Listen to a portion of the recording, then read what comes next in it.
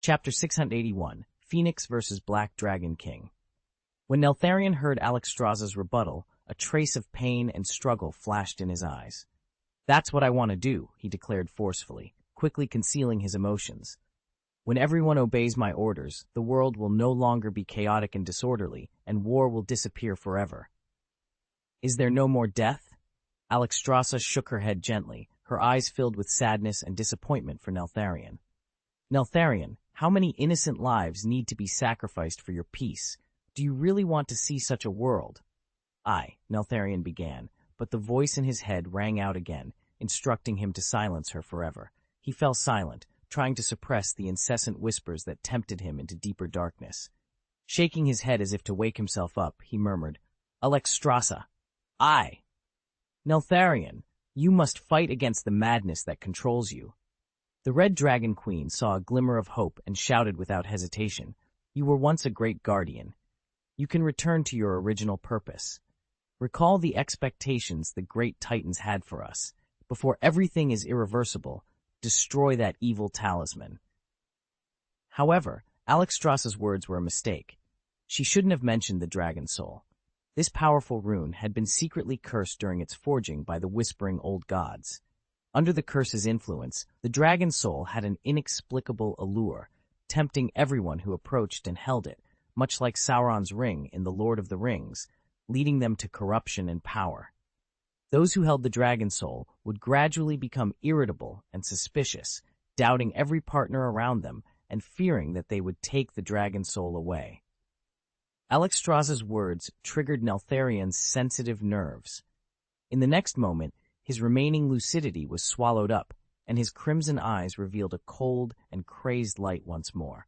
"No, you are becoming more and more disloyal." He clutched the talisman tightly, as if afraid it would be taken away, his voice low and full of hostility. "You want to take away my creation and keep it for yourself. I already knew that none of you can be trusted." "Neltharion," the Red Dragon Queen tried to speak, but Neltharion's angry shout interrupted her. "Shut up!" Under the influence of the Dragon Soul, Neltharion's words were law. Alexstrasza found herself unable to speak, her jaw seemingly frozen by cold frost. Though she struggled to speak, she was no match for the powerful magic of the Dragon Soul. At this moment, Neltharion had completely become a slave to the Dragon Soul. His heart was filled with the desire for power and the fear of betrayal. He could no longer distinguish between friends and foes, blinded by his worship and protection of the talisman. Alexstrasza hung there helplessly, her eyes filled with sadness and helplessness. She knew she could no longer save her former friend. The Black Dragon Neltharion glanced at the Red Dragon Queen Alexstrasza indifferently, then turned his gaze to the ground. While he had been speaking to Alexstrasza, the elves and demons below had been trembling under his pressure, not even daring to breathe. "I have made a decision," he snorted contemptuously, delivering his judgment. "I don't think this world needs you troublemakers." As he spoke, he raised the Dragon Soul high. The talisman instantly bloomed with a dazzling light, as if it was going to swallow up everything around it. Just when this terrible talisman was about to claim more innocent lives, something unexpected happened. Suddenly, a ball of red flames. A figure rushed from a distance and struck Neltharion hard. To everyone's eyes, the approaching figure was a firebird. Though much smaller than Neltharion, and not even as large as most dragons, it was only the size of a young dragon. Despite its size, it was incredibly impressive. With admirable courage, it used its greatest strength to hit the crazed guardian dragon, disregarding its own safety. It targeted Neltharion's speak, Arcely's scaled weakest part, simultaneously spitting out blazing fire that hit his eyes directly. This firebird was Ethan's phoenix. His sudden appearance surprised Neltharion, the guardian of the earth. However, the Black Dragon did not lose the Dragon Soul in his hand as Ethan had hoped. Neltharion clutched the talisman tightly. Even when hit by the phoenix and rolling in the air, he never forgot to protect his precious creation. Ethan flipped lightly in the air and landed firmly on the nearby rocks. He sighed slightly, feeling a bit disappointed that his raid had failed. However, he knew clearly that facing the enormous Black Dragon Neltharion, it would be difficult to achieve anything by himself. The phoenix, a mysterious and beautiful creature, is not renowned for its physical strength. The phoenix incarnated by Ethan is even more so. Its power lies in its blazing flames and unparalleled regeneration ability. The phoenix's flame contains the hottest and purest power in the world, capable of burning all obstacles and purifying all evil. Its regeneration ability allows it to always avert danger and regain new life when facing powerful enemies. However, against an ancient creature like a giant dragon, the phoenix's flame attack seemed powerless. Dragons are born with strong resistance to flames, especially black dragons, which are the most defensive among the 5-color dragons. Neltharion's scales are as solid as rocks, and their defense is astonishing. He was able to withstand the flames of the phoenix almost without any damage. Therefore, Ethan knew that to defeat the Black Dragon King, fire attacks alone were far from enough.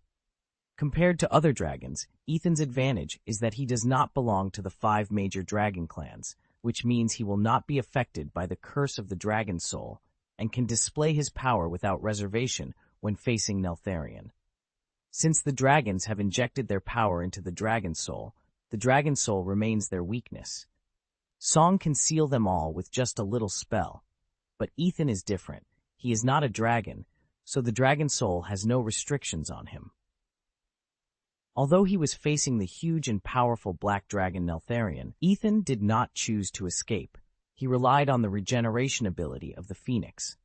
With this ability, even if destroyed to ashes, he could be reborn as a phoenix egg in the ashes.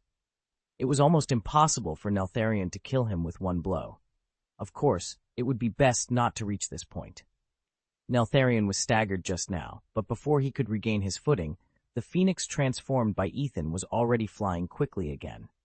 This time, he hit the black dragon's chest hard with his back and simultaneously stretched out his sharp beak to peck at his neck, which was relatively weak in defense. It was like a soft attack against the scales. Dragons have never been known for their agility. Compared to the clumsy Earth Guardian Neltharion, the phoenix Ethan's figure appeared light and agile. He flew freely in the air, dancing with the wind every time he flapped his wings. Neltharion swung his huge claws angrily, trying to tear the pesky firebird into pieces. However, his attacks were always in vain. On the contrary, Ethan could always keenly detect Neltharion's flaws and repeatedly peck his vitals with his sharp beak. The severe pain caused by the attack made the Black Dragon King roar in agony. His breathing became rapid and heavy as he underwent tremendous suffering. With every breath, Neltharion's pain became unbearable. Finally, he loosened his grip, and the talisman dragon soul slipped from his claws. Realizing his mistake, he let out an unwilling roar. No! The sound was as deafening as thunder, filled with endless anger and despair. In a final act of desperation, he used his massive body to suppress his pain, covering the sky and the sun as he pushed hard at Phoenix. The powerful force sent Ethan far away. Neltharion immediately swooped down to chase the rune, folding his wings and descending at an alarming speed, completely ignoring the risk of stalling and crashing. Through his desperate efforts, he managed to grasp the demon soul tightly before it fell too far. How dare you do this? The Black Dragon Queen, who had taken off again, roared at Ethan in fear. Although hit by Neltharion's brute force, Ethan, who had transformed into a phoenix, was not fatally injured, suffering only a few fractures. Thanks to the phoenix's incredible regenerative abilities, he returned to his peak state within moments. Ethan flipped lightly in the air and stabilized himself, but the sight before him made him instantly wary. The dragon soul in Neltharion's hand had locked onto him, and the golden light emitted by the talisman danced in the black dragon's eyes, mocking Ethan's powerlessness. His heart tightened, knowing he could never withstand the attack of this mysterious talisman. "I will take your life." Neltharion's roar was deafening. "You will be reduced to ashes." With his angry roar, the fourth golden light shot out from the dragon soul. Although this golden light was not as dazzling as the beam used to kill demons and night elves before, the power it contained was enough to make any creature tremble. Ethan didn't dare to be careless. If possible, he didn't want to test his rebirth ability. In the next moment, the feathers all over his body ignited, and golden red flames enveloped him entirely. At this critical moment, he activated his innate skill, apparition. In a flash of firelight, Ethan's figure disappeared without a trace, and the golden light's attack was in vain. After drawing a long trajectory in the air, it dissipated feebly. Neltharion was stunned. He hadn't expected that this seemingly weak phoenix could have such a clever way of escaping. He looked around angrily, trying to find any trace of Ethan. However, Ethan seemed to have vanished into thin air, leaving no trace behind. Chapter 682, From Earth Guardian to Cataclysm. Finally, just when Neltharion was about to lose his patience, Ethan's figure appeared in his sight again. The Black Dragon King roared angrily and raised the dragon soul in his hand, preparing to attack once more. However, this time, Ethan did not give him a chance. With his excellent agility and perception, he deftly dodged in the air. If he couldn't avoid an attack, he would activate apparition just in time, never getting hit once. What a risk, Ethan secretly rejoiced. Fortunately, the Phoenix in Harry Potter's world has the talent of apparition. The Phoenix in the world of Harry Potter can apparition. This ability is a kind of blood magic. It is not a real spell, but is activated by talent. Therefore, even when the laws of this world change, Ethan's apparition ability can still be used normally. If Ethan were a dragon, then under the influence of the dragon soul, he would not be able to dodge attacks at all. Once hit by the dragon soul's attack, he would suffer heavy damage and might even die. The fate of the demons and elves on the battlefield served as a grim warning. Their corpses were still scattered on the land, silently telling the story of the tragic battles. However, this thrilling scene did not deter Ethan. Relying on the Phoenix's regeneration ability, he bravely flew forward again, without flinching. Neltharion roared in frustration. He waved his claws angrily, trying to tear Ethan into pieces. However, Ethan relied on his agility and phantom ability to cleverly avoid his attack. Black Dragon King Neltharion had completely lost his rationality. He wanted to kill his opponent, but failed to stop his opponent's actions. This had now brought him huge trouble. Ethan, however, had become acutely aware of his predicament. He knew in his heart that facing Neltharion, who was holding the dragon soul, would not be easy, whether he chose to distance himself or fight in close combat. If he chose to stay away, the dragon soul in Neltharion's hands would undoubtedly become his nightmare. The power contained in the mysterious talisman was enough to make him unable to fight back against long-distance attacks. However, if he chose to fight in close combat, Neltharion's huge body and powerful strength would make him feel powerless. Hand-to-hand combat was undoubtedly a class for this tiny phoenix. But considering the lesser of two evils, Ethan immediately chose to fly in the direction of Neltharion.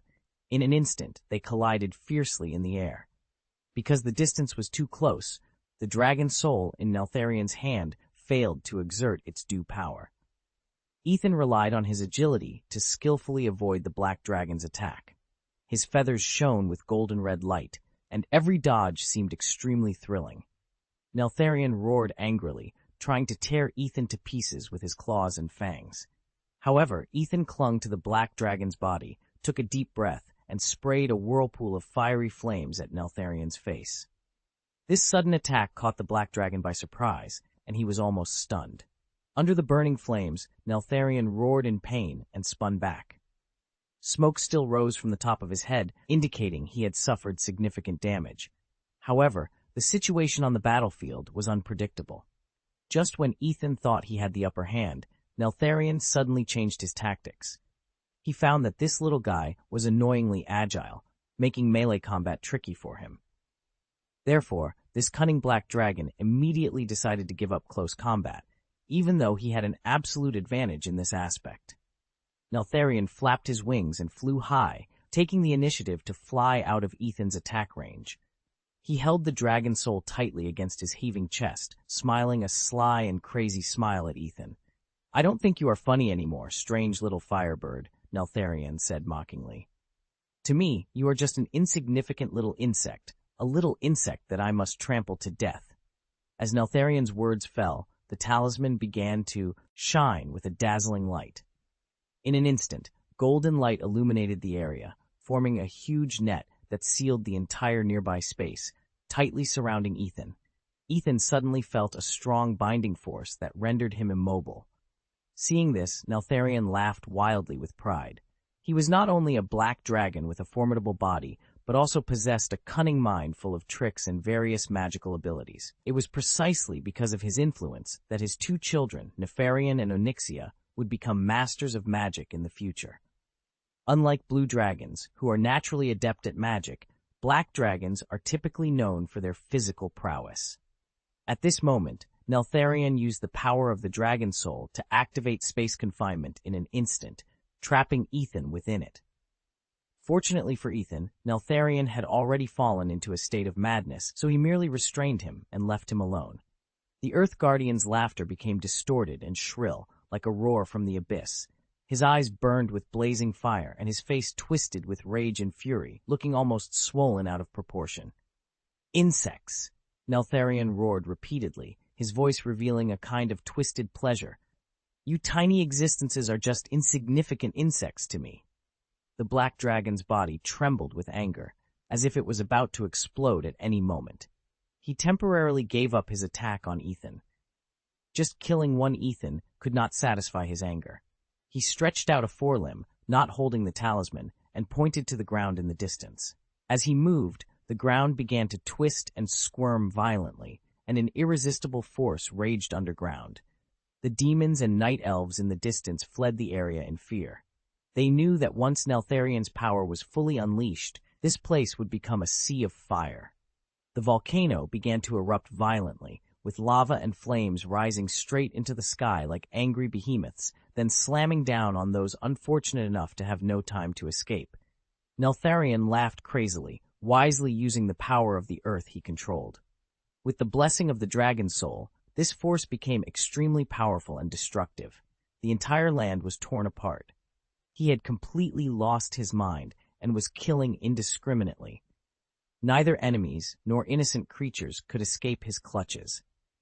In the eyes of the dragons, Neltharion had fallen from the former guardian of the earth to a destroyer.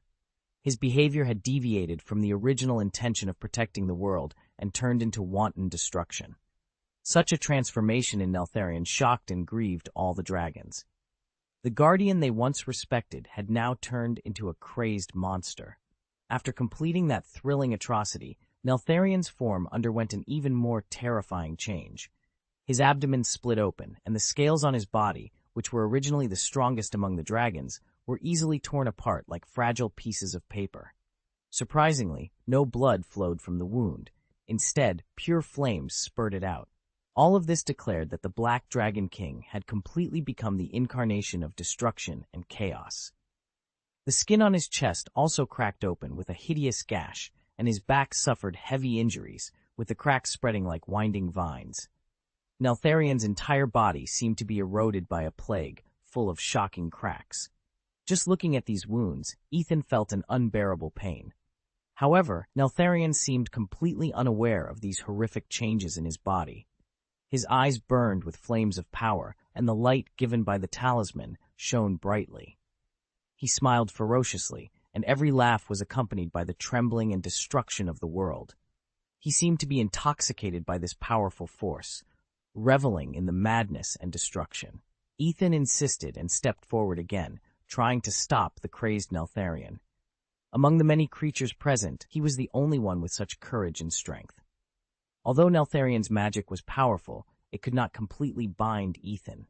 The power of the dragon soul was certainly awe-inspiring, but in this magical battle, wisdom was also crucial. Ethan had experienced the laws of time and space outside the world, and his vision had already surpassed that of ordinary people. In his eyes, having witnessed countless wondrous space-time phenomena, Neltharion's space confinement seemed full of loopholes. He keenly identified these flaws and quickly used them to lift the Black Dragon King's imprisonment. Ethan, who had regained his freedom, flapped his wings and soared high again, rushing towards the Black Dragon Neltharion. His feathers shone with a golden-red light, like a burning flame, illuminating the dark sky. Although Neltharion was focused on killing, he sensed Ethan's return. A sneer appeared on his face, which was distorted and ugly due to anger and rage. The black dragon pointed the dragon soul in his hand at the phoenix, preparing to launch a new round of attacks. However, Neltharion did not directly use the power of the dragon soul to attack Ethan as he had before. He had learned from previous confrontations and knew that pure strength attacks would not work against this phoenix. So, he used a large-scale magic spell to try to bind Ethan. Suddenly, Ethan felt a powerful force coming from all directions, wrapping him tightly. This force came from the earth, attempting to throw Ethan to the ground, preventing him from flying freely in the air. It was a spell to control gravity, one of the powers of the Earth Guardian. Faced with such an attack, Ethan could not escape.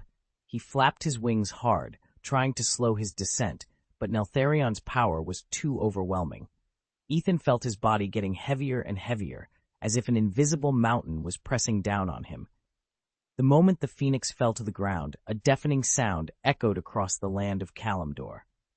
Chapter 683, Blue Dragon Disaster. Shooting down the annoying phoenix did not satisfy Neltharion. He roared ferociously, continuing his rampage and expanding the scope of his magic. He wanted to go further, to smash all the dragons to the ground and make this land their tomb. At that moment, a mysterious blue energy field suddenly appeared out of thin air, tightly surrounding Neltharion. He gasped in shock as the dragon soul returned to his chest.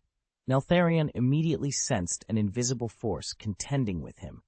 He roared angrily, looking around to find who dared to trap the invincible Dragon King. Through the halo-like blue light curtain, Ethan saw a wave of powerful energy rushing towards Neltharion. At the same time, other bound dragons broke free and regained their freedom. As Neltharion battled the phoenix, was held back by Ethan, and wreaked havoc on demons and night elves, he hadn't paid enough attention to the magic he had cast on the other dragons. This oversight gave the dragons a glimmer of hope, and gave Kalimdor new hope. A huge team of dragons quickly separated in the chaos. Their goals were clear, and they acted swiftly. The group of blue dragons quickly surrounded the besieged dragons with thunderous momentum. Leading them was none other than the majestic blue dragon king, Malygos. His eyes shone with determination and sadness. He had once deeply admired the guardian of the earth. However, the rebellion of the black dragon had shattered his heart into countless pieces. Neltharion! Malygos called out the name of his best friend. My friend Neltharion, open your eyes and see what you have become. This thing you created will destroy you. Give it to me, let me destroy it, and let us return to the peaceful days of the past. No, Neltharion responded with a crazed roar. You can't even think of getting it. You want it because you know it can give you infinite power. It can create a god. And I am that god. Neltharion. Malygos tried to continue persuading him, but his words were drowned out by the roar of the black dragon. Neltharion gritted his teeth, his body shaking with rage. The golden halo spread out from his body and the talisman as if it were an unstoppable force. This power instantly burned down the cage that bound the blue dragon, allowing him to regain his freedom. You leave me with no choice, my old friend. Malygos shouted sadly, fluttering his wings and flying towards the other dragons. He quickly arranged his position, preparing to launch a fierce attack on Neltharion from all directions. Blue dragons are known among the dragons for their proficiency in magic, and their power is formidable. However, Ethan immediately realized the seriousness of the situation. In his memory, the blue dragon's experience in this disaster was the most miserable among the 5 dragon clans. In other words, Malygos's current efforts were likely doomed to fail. He couldn't help but feel a cold sweat for Malygos and his people. Like a pack of wolves closing in on their prey, blue dragons flew closely around their enemy.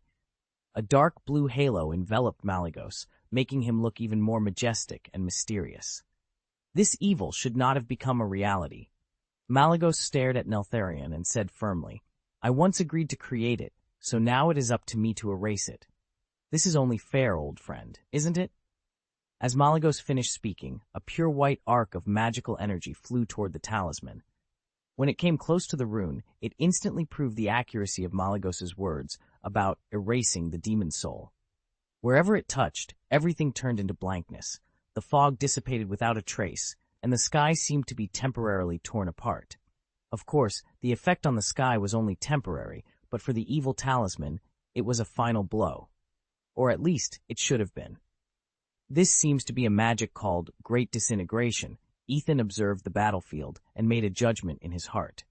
Although Ethan had not mastered this powerful magic, he had a firm grasp of the lower-level spell, LS Great Disintegration and Advanced Dispel Magic, and was well aware of their power and terror.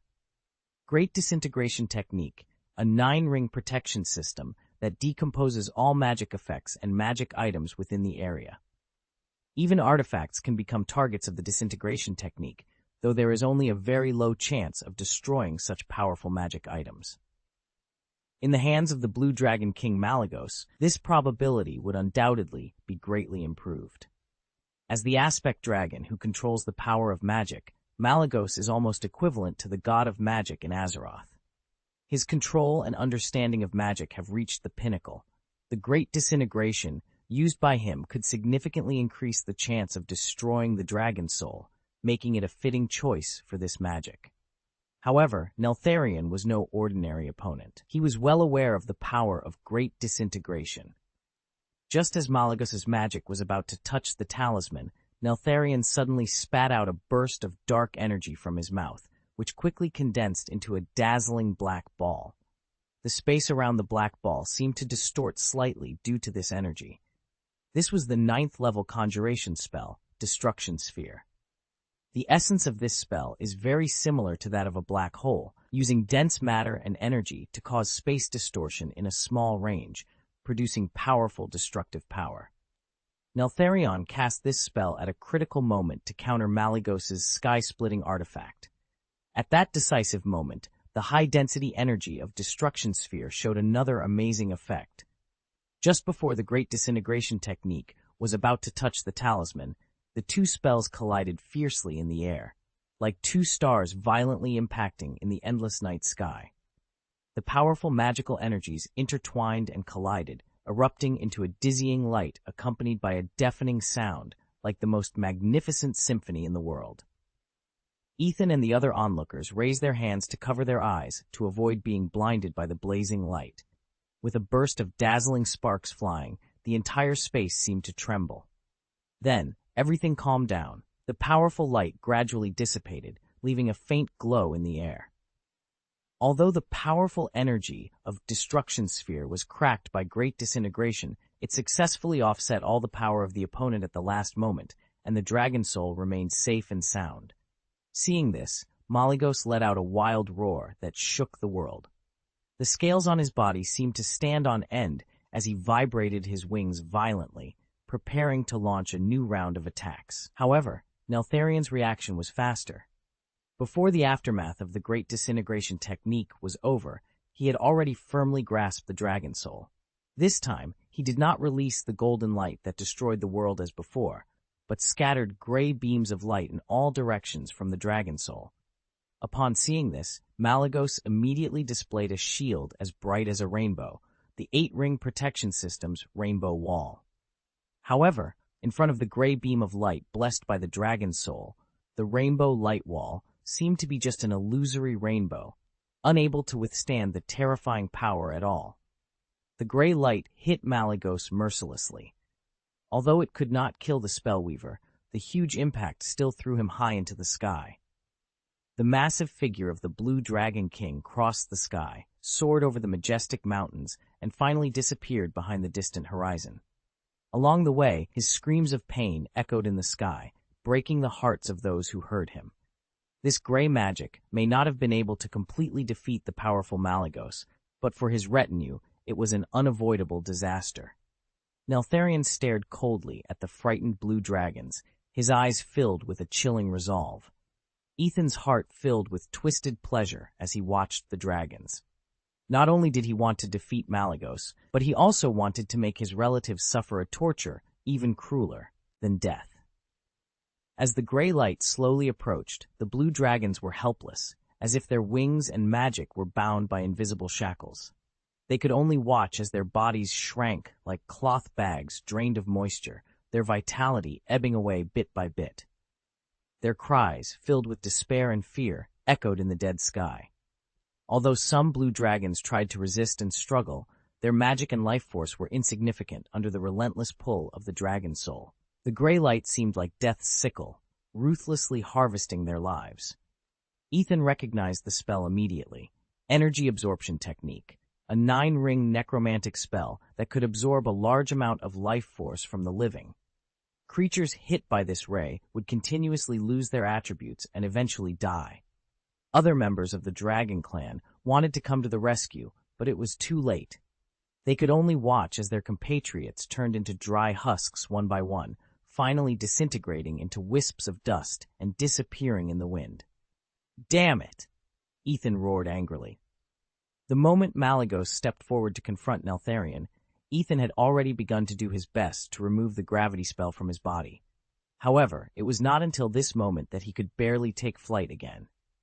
As soon as he was free, he immediately slammed into Neltharion's arm with almost suicidal courage. Although this collision caused some deviation in Neltharion's movements, it was already too late. Even with his foresight, Ethan could not save the overall situation. Most of the blue dragons had been destroyed in this catastrophe, and only a few surviving blue dragons managed to escape their fate because of Ethan's hard work. Chapter 684, Intermission. Fool! Neltharion, the guardian of the earth, sneered, his voice dripping with twisted satisfaction and arrogance, devoid of any regret. "I remind you over and over again, I am supreme, everything belongs to me, all life depends on my whims." Neltharion's gaze was like a cold blade, slicing across Ethan's body. His patience had been exhausted by Ethan's relentless harassment, and his eyes flashed with madness and determination. As the dragon's soul glowed once more, a gust of wind suddenly roared, carrying a chilling whistle, and rushed towards Ethan like an enraged beast. Ethan felt a powerful airflow, mixed with spatial turbulence, envelop him instantly. He quickly cast Dimensional Anchor on himself to withstand the chaotic space, but he still couldn't escape the fierce wind. The storm violently hurled him away like discarded trash. With the Dragon Soul's blessing, the power of the space-time storm expanded at an astonishing rate. Its force far exceeded Neltharion's expectations, as if even the heavens and earth were shaken by it. The surrounding Dragon Clan members, regardless of their strength, were all caught in the vortex of this time and space storm. Although the Red Dragon Queen, Alexstrasza, and the Green Dragon Witch, Izera, were powerful, they struggled and roared, trying to stabilize themselves. However, the hurricane's power was too overwhelming, as if it intended to uproot them. In the end, they, like the other dragons, were helplessly swallowed by the storm, experiencing an even worse fate than Ethan. Ethan, relying on his mastery of time and space magic, managed to resist the turbulence, only being blown a few kilometers away by the physical storm. However, the other dragons lacked this ability, causing them to completely disappear from Ethan's sight. He had no idea which corner of the world they had been exiled to by the storm. At that moment, the entire sky seemed to have become Neltharion's stage. He stood at the storm's center, watching everything indifferently. No dragon could escape the control of his magic. He was like a supreme ruler, controlling the fate of all living things. The raging hurricane was the best testament to his insane will. As Neltharion unleashed his power, his once majestic body had become horribly twisted, swollen, deformed, and riddled with fissures spewing fire. These cracks symbolized his endless desires, constantly devouring his mind and body. At this moment, the evil black dragon, having dealt with the other dragons, turned his attention to the frightened night elves and demons. His eyes flashed with cruelty and mockery, as if he were savoring a feast of despair. "And you," Neltharion roared, his voice full of rage and disdain. "You haven't learned your lesson yet. You'll know soon enough." He let out a crazed laugh, filled with twisted pleasure, until his front paw inadvertently touched a crack on his body. The severe pain momentarily made him forget everything around him. This was the first time he truly noticed the horrific changes in his body, and his expression instantly turned to horror.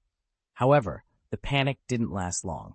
Neltharion quickly rediscovered his madness and arrogance. He glanced at the trembling creatures beneath him and sneered. "Let's see who is more suitable for my world. Continue your petty fights. Fight to see who can survive to worship me." Finally, Neltharion let out a deafening laugh, then turned around, flapped his wings, and disappeared at the horizon. Neltharion, the guardian of the earth, had temporarily halted his path of destruction, giving Ethan a moment of relief. However, he knew this was just the calm before the storm, for they all knew that Neltharion would return. Never let it go.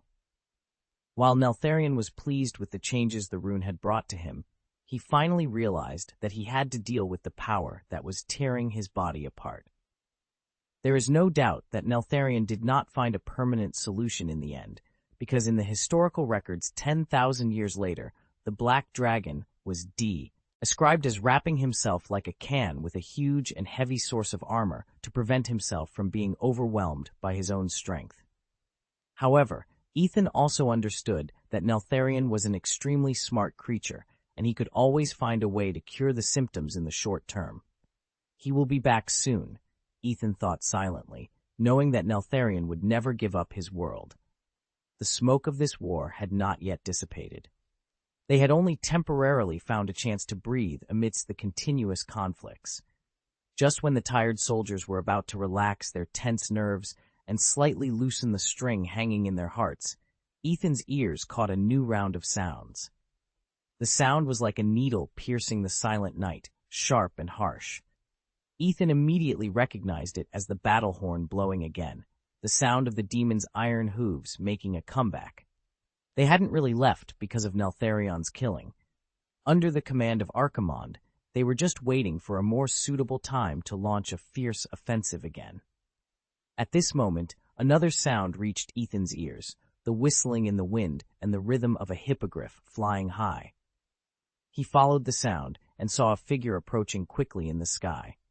It was Tyrande. She was riding a mount, descending like a goddess on the battlefield, and closely behind her was Maiev. The two figures drew an elegant arc in the air. They did not come empty-handed. They also brought an empty mount, which was obviously prepared for Ethan. Maintaining the phoenix form for a long time in the battle had already made Ethan feel that he was unable to continue. Seeing this empty mount, he couldn't help but feel warmth in his heart.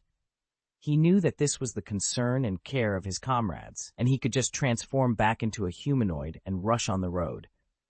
Tyrande jumped off the hippogriff's back lightly, walked straight towards Ethan, and threw herself into his arms, hugging him tightly as if she wanted to integrate him into her body.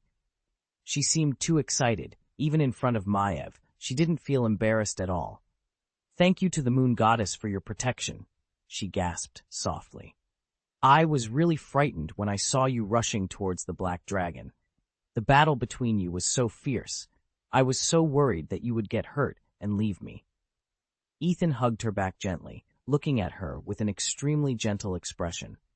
It seemed that the battle just now was indeed not in vain, and the benefits were coming. "I'm fine, Tyrande," Ethan whispered. "The Phoenix has the ability to be reborn, and those minor injuries are nothing to me. As long as I can protect you in this land, I am willing to give anything." Hearing what Ethan said, Tyrande was even more moved, and her eyes turned red again.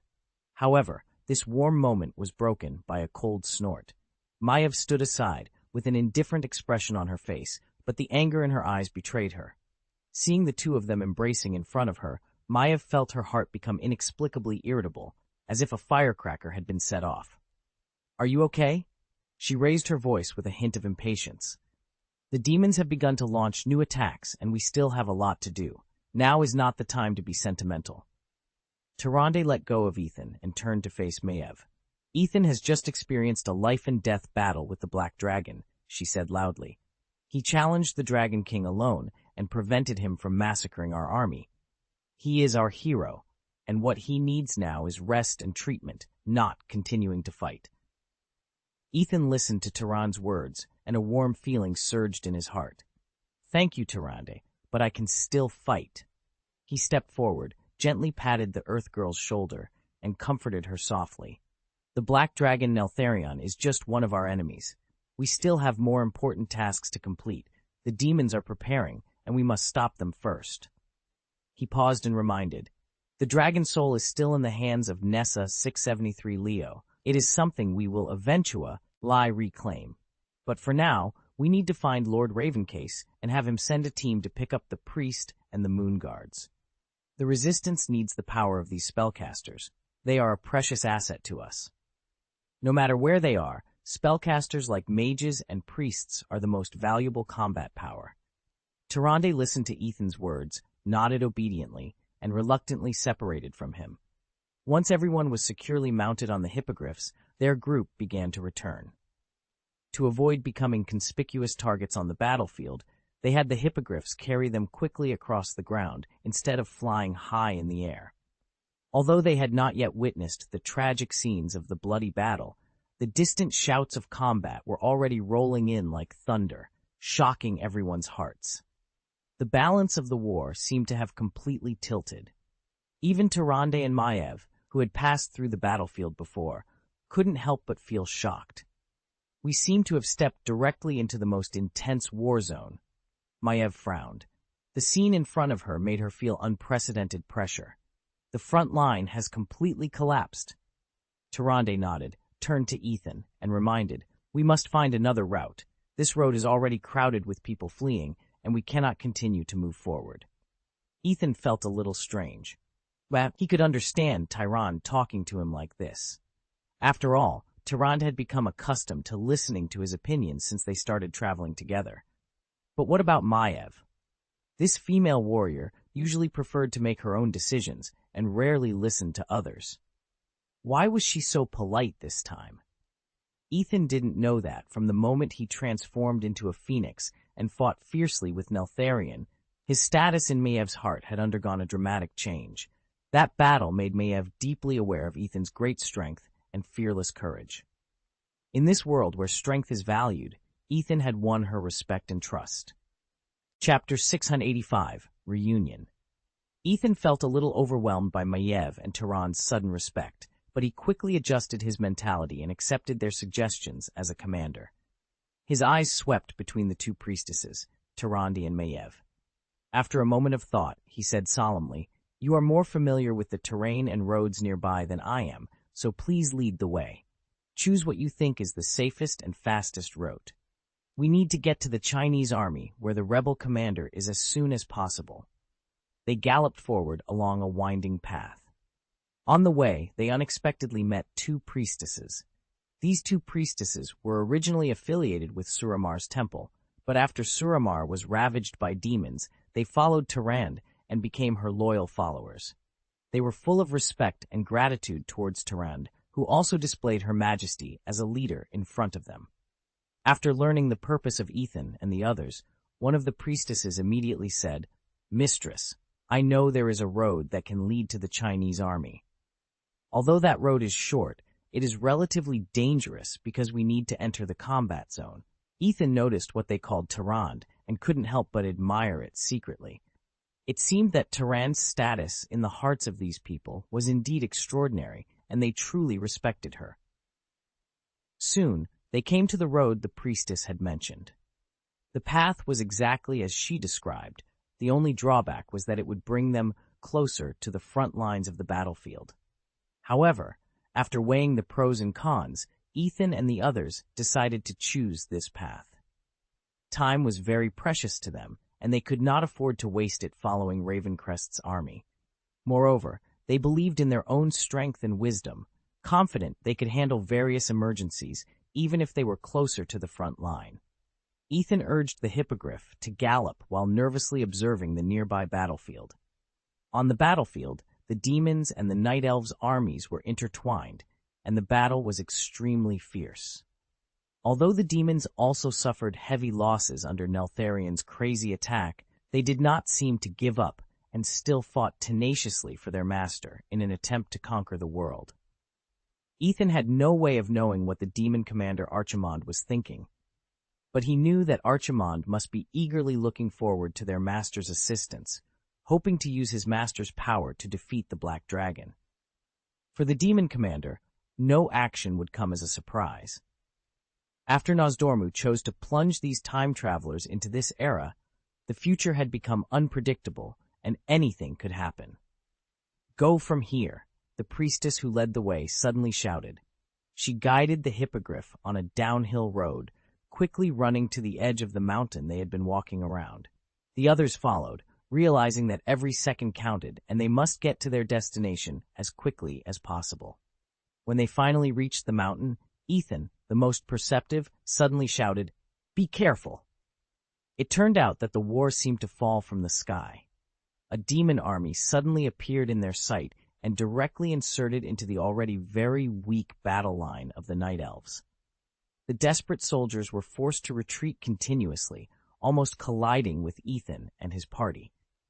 To make matters worse, as the battle line collapsed, Ethan and his team came face to face with the enemy. They were involved in this sudden battle and had to face these ferocious demons in front of them. Ethan's heart tightened. He knew this would be a life-and-death battle, but they had no choice but to move forward bravely. This demonic attack was obviously not a whim.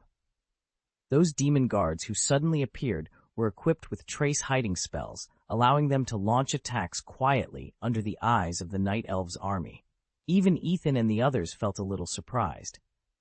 Although Ethan had noticed something was wrong in advance, when the attack came, it was still a shock. By the time he clearly saw the demon guards, it was already too late. The priestess leading the way had walked too far ahead, creating a gap between herself and the main army. This distance left her vulnerable when she was targeted by the demon, with no one nearby to lend a helping hand in time. A trace of panic flashed in her eyes as she tried to evade the deadly blade. However, her movements were slightly sluggish, and the demon's sword cut through the air like lightning, slashing from her shoulder to her neck. She fell instantly, the light of life quickly fading from her eyes. Her mount, sensing its master's fall, angrily charged at the demon, but to no avail.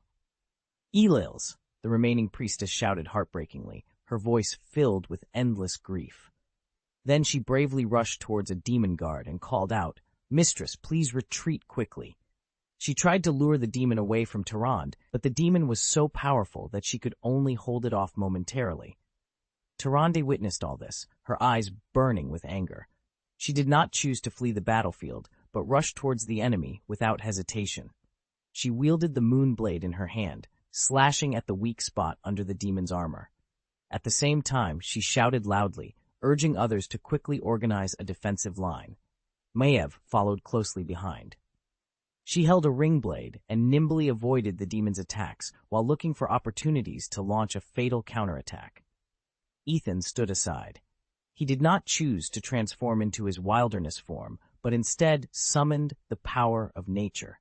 His hands touched the ground, connecting with nature, calling for the help of plants and controlling the spreading roots and vines to fight. Under Ethan's guidance, these vibrant plants seemed to come alive, entangling, piercing, and tripping up the demons, causing them all kinds of trouble. With the addition of two high-level professionals, Ethan and Maiev, the demon guard's army was quickly defeated. They scattered like sand and stones blown away by a strong wind, while the elven defenders took the opportunity to reposition their lines and stabilize their defenses.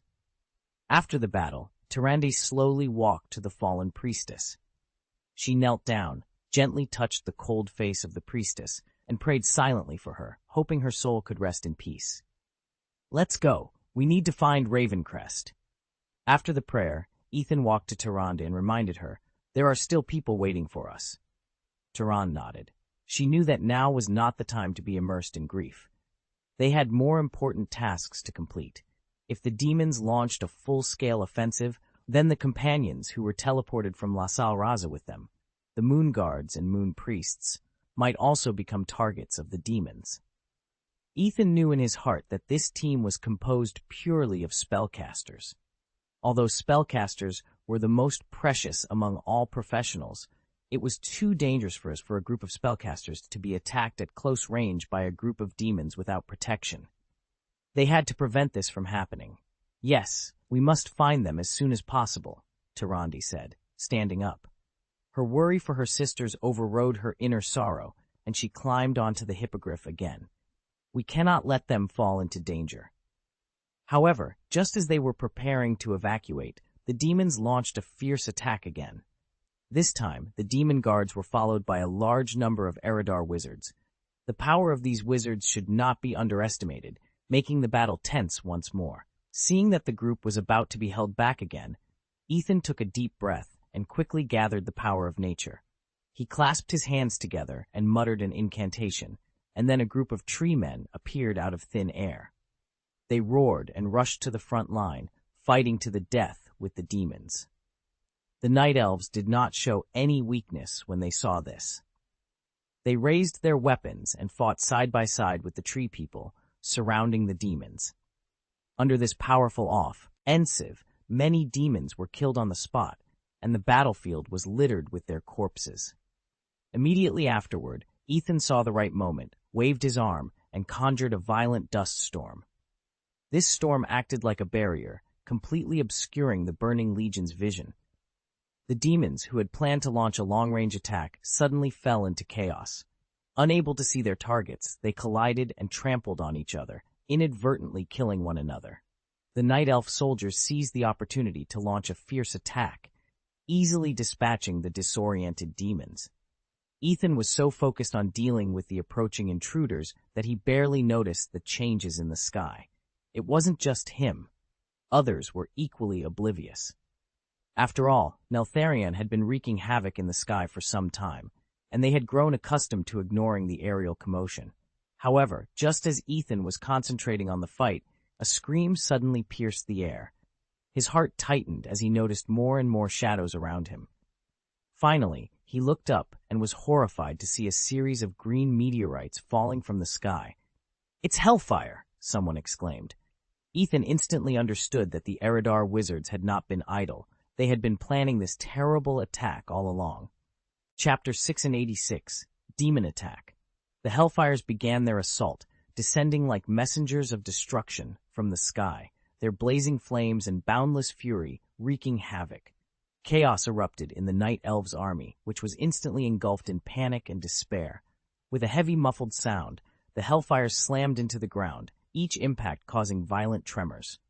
In the areas struck, the Night Elves were like boats capsized by massive waves. Some soldiers were lifted off the ground, while others screamed in agony as large rocks and clods of earth, kicked up by the Hellfires, relentlessly attacked them, inflicting fatal injuries.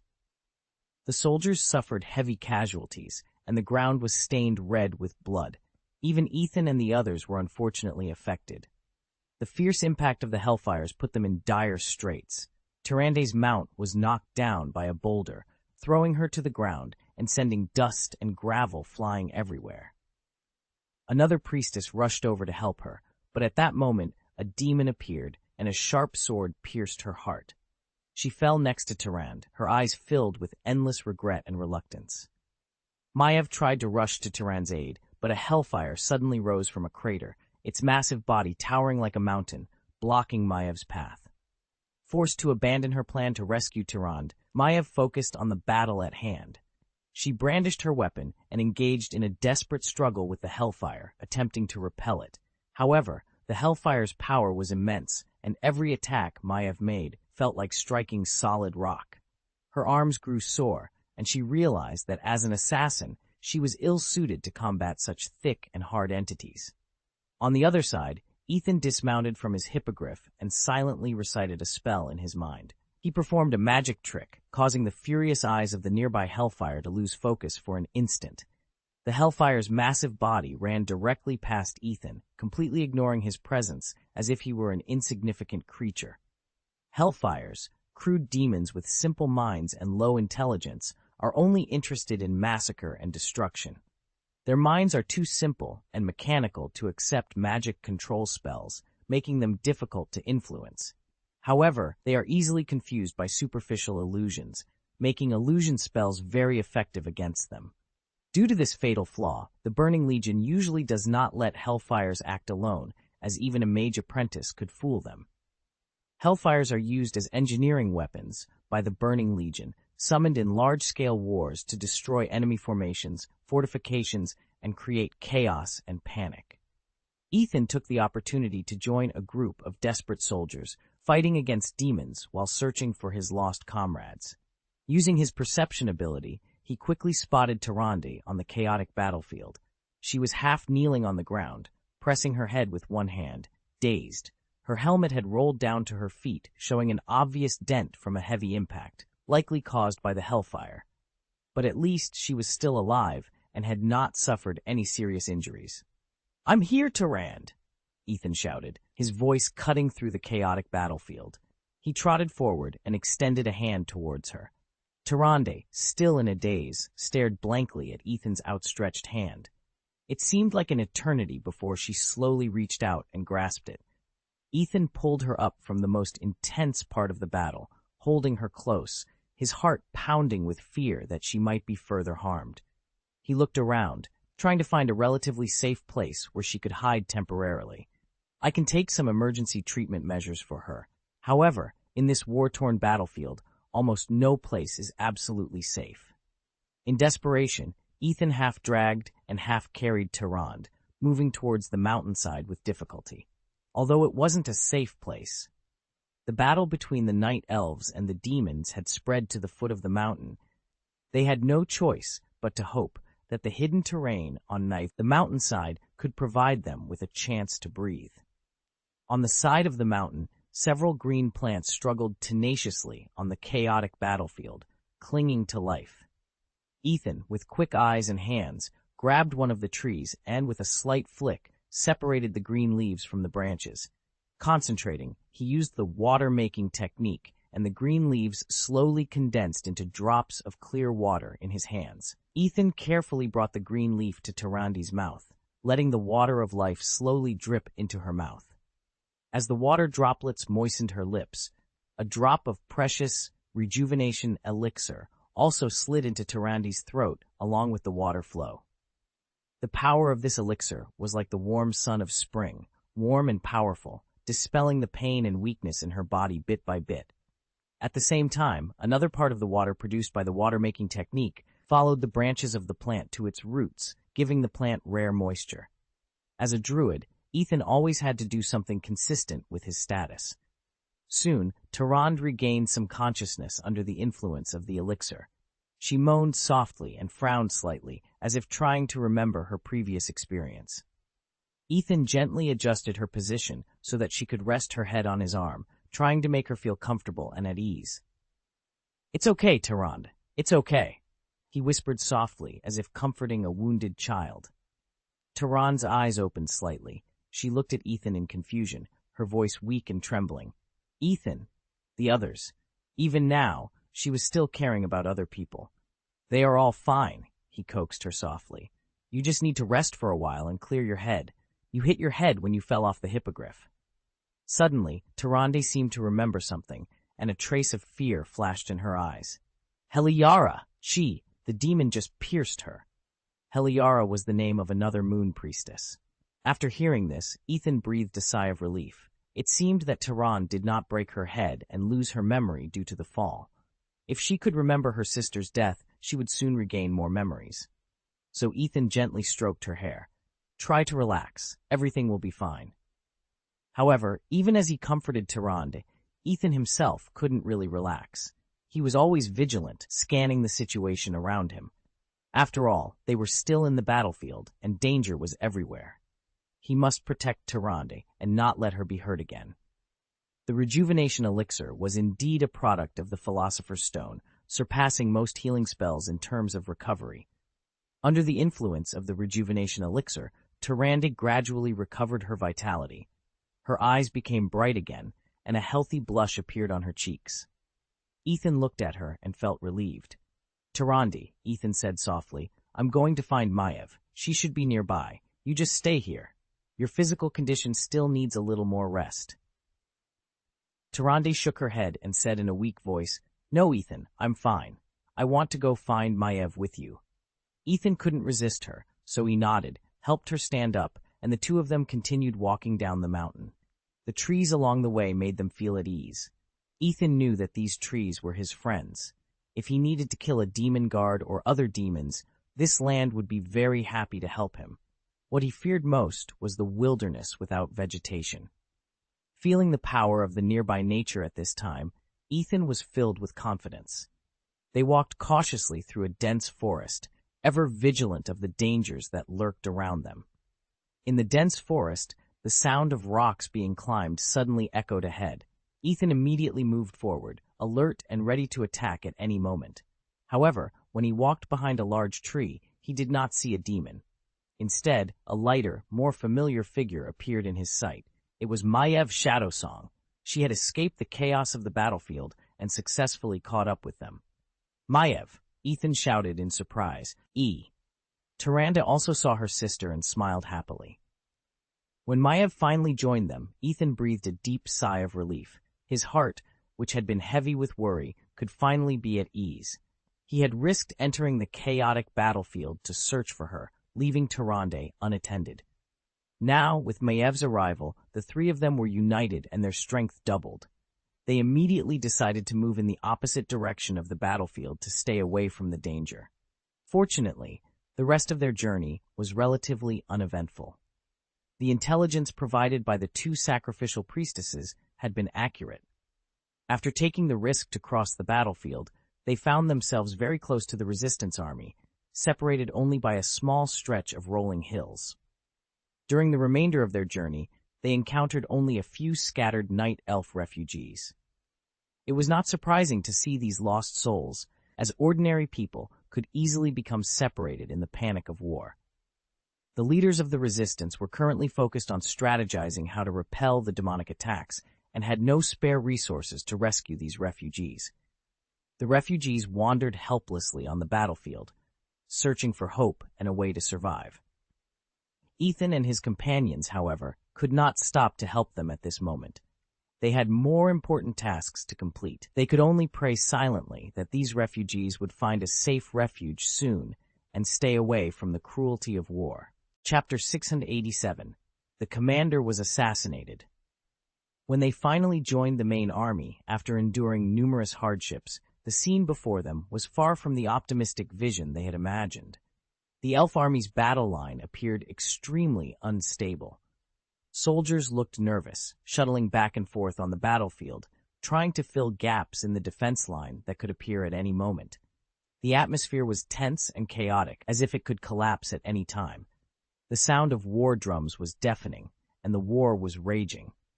General Ravencase stood in the center of the battle formation. His burly body was like a mountain, a flag held high in the chaos. He waved his long sword and shouted orders at the top of his lungs, trying to restore a semblance of order and stabilize the morale of the army on the verge of collapse. His assistants, subordinates, and advisors were all following him, desperately engaging in the fierce battle to resist the demon's attack and stabilize the front. Ethan looked around from a high vantage point. Suddenly, his eyes were drawn to a spectacular battle scene in the distance. A tall orc warrior, wielding a giant axe, was engaged in a life-and-death struggle with a ferocious hell beast. The orc warrior's green skin shone wildly in the sun. He was none other than Brock's Shiga, one of the 3 time travelers. Roaring loudly, Brock's giant axe struck down with thunderous force, instantly killing the hell beast that tried to break through the defense line. This green-skinned orc stood out among the tall night elf warriors, his height making him easily noticeable. Beside Brock's, Jared Shadowsong was leading his remaining tribe in a fight to the death. Most of their mounts had been killed in previous battles, and now they could only rely on their legs to fight the enemy. Despite this, their fighting spirit had not diminished at all, and they worked closely with the regular elven defenders to resist the enemy's tidal attack. Ethan had never seen this future commander before, but he quickly recognized Jared on the chaotic battlefield thanks to Maev's sharp gaze. The priestess recognized her biological brother at a glance in the crowd and subconsciously shouted Jared's name excitedly. Ethan looked along Maev's line of sight. She had a somewhat similar face. The eyes of this female Tyrannosaurus were indeed sharp. On the battlefield further away, Archmage Ronan and Illidan were fighting side by side.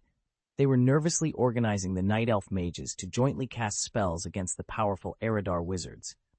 In this era, humans had not yet been born, so the skin of humans from the future stood out among the 10 small blue-purple Night Elves. As for Illidan, although Ethan had never met the future demon hunter, he didn't need to recognize him at all, because Illidan made himself known first. Just before Tyrande recognized Illidan, Azeroth's #1 admirer instinctively sensed Tyrande's arrival as if equipped with a radar. His eyes instantly became hot and focused as if he and Tyrande were the only two people left in the whole world. Naturally, he also saw Ethan holding Tyrande in his arms. When Illidan saw his goddess Tyrande being held by a strange man, an indescribable anger surged within him. He couldn't bear the sight of the goddess in his mind being so close to another man, which made him feel extremely angry and jealous. So he didn't even care that they were casting spells together and left his fellow mages without hesitation, walking angrily in Ethan's direction. Fortunately, the circular magic circle they had jointly cast was not too precise and had a certain amount of redundancy. Illidan did not occupy a core position, so his departure did not immediately disrupt the spellcasting. The cavalryman's belt, and Levin's heart raced as he realized the imminent danger. The elf's hand moved with a deadly precision, and Levin knew he had to act fast.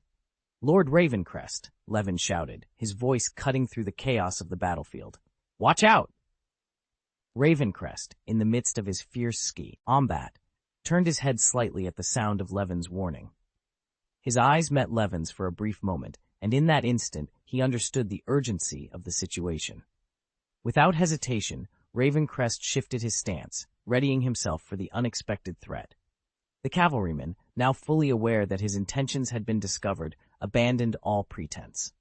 With a swift motion, he drew the dagger from his belt and spurred his horse forward, aiming directly at Ravencrest. The crowd of elves around the commander parted in confusion and alarm, creating a narrow path for the attacker. Levin pushed through the throng of warriors, his breath coming in ragged gasps.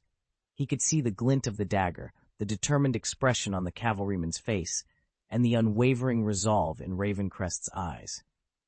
Time seemed to slow as the distance between the attacker and Ravencrest closed. Just as the cavalryman raised his arm to strike, Levin reached them. With a desperate lunge, he threw himself at the attacker, knocking him off balance.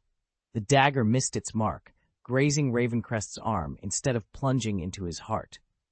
The force of Levin's tackle sent both him and the would-be assassin tumbling to the ground. Ravencrest, momentarily stunned, quickly regained his composure.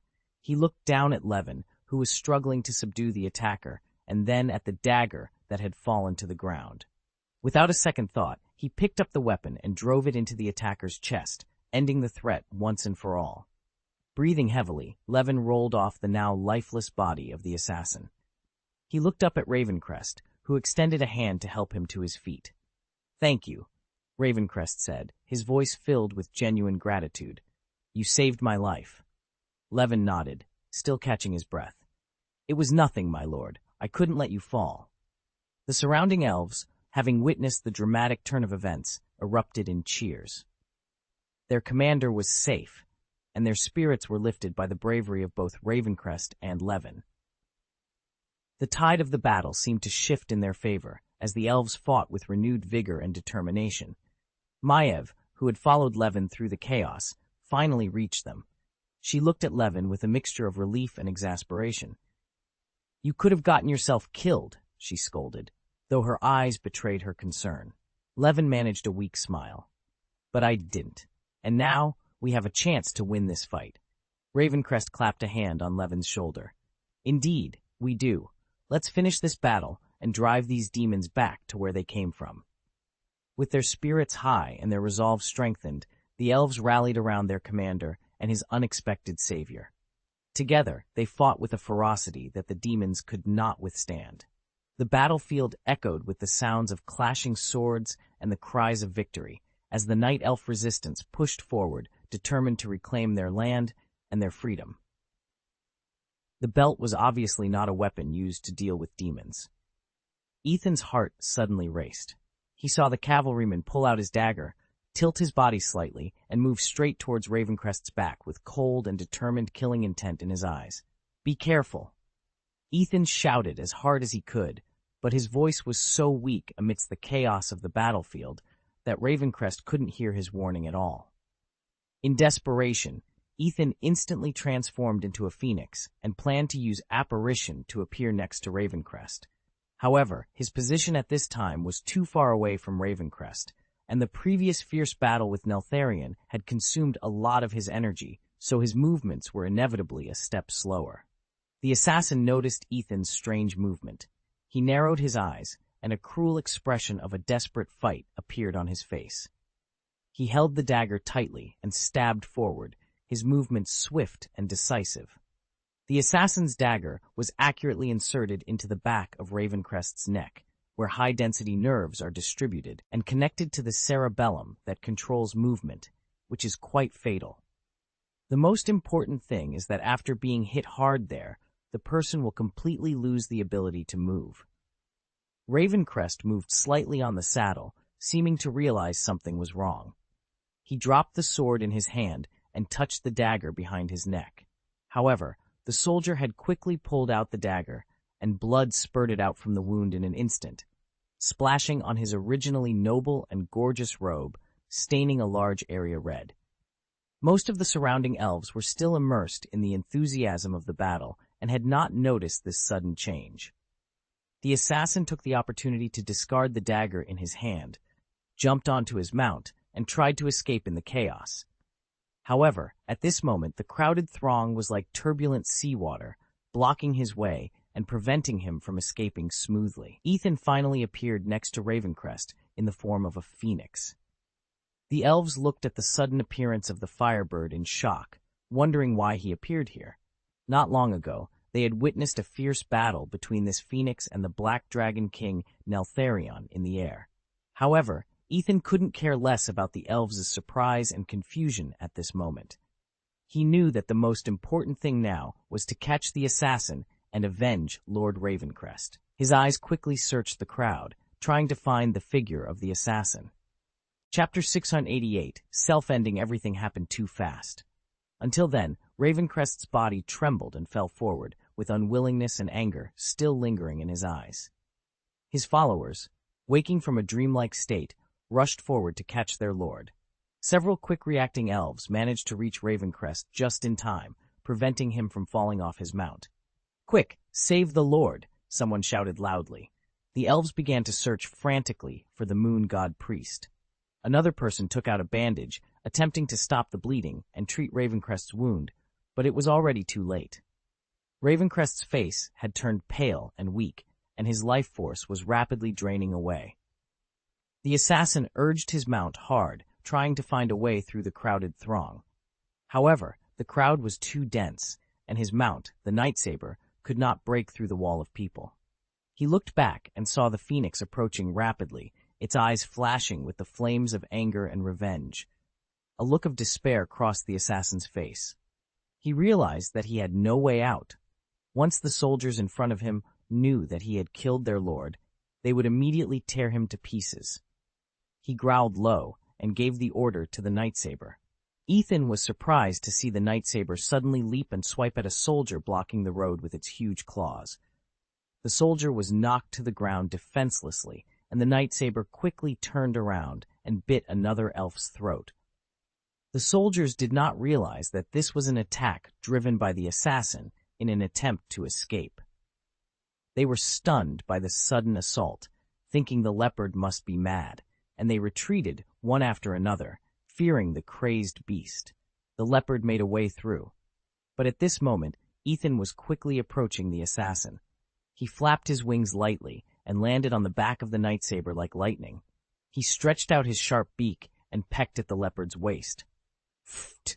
A muffled sound came, and the Nightsaber let out a shrill scream of pain, suddenly losing its combat effectiveness and collapsing to the ground.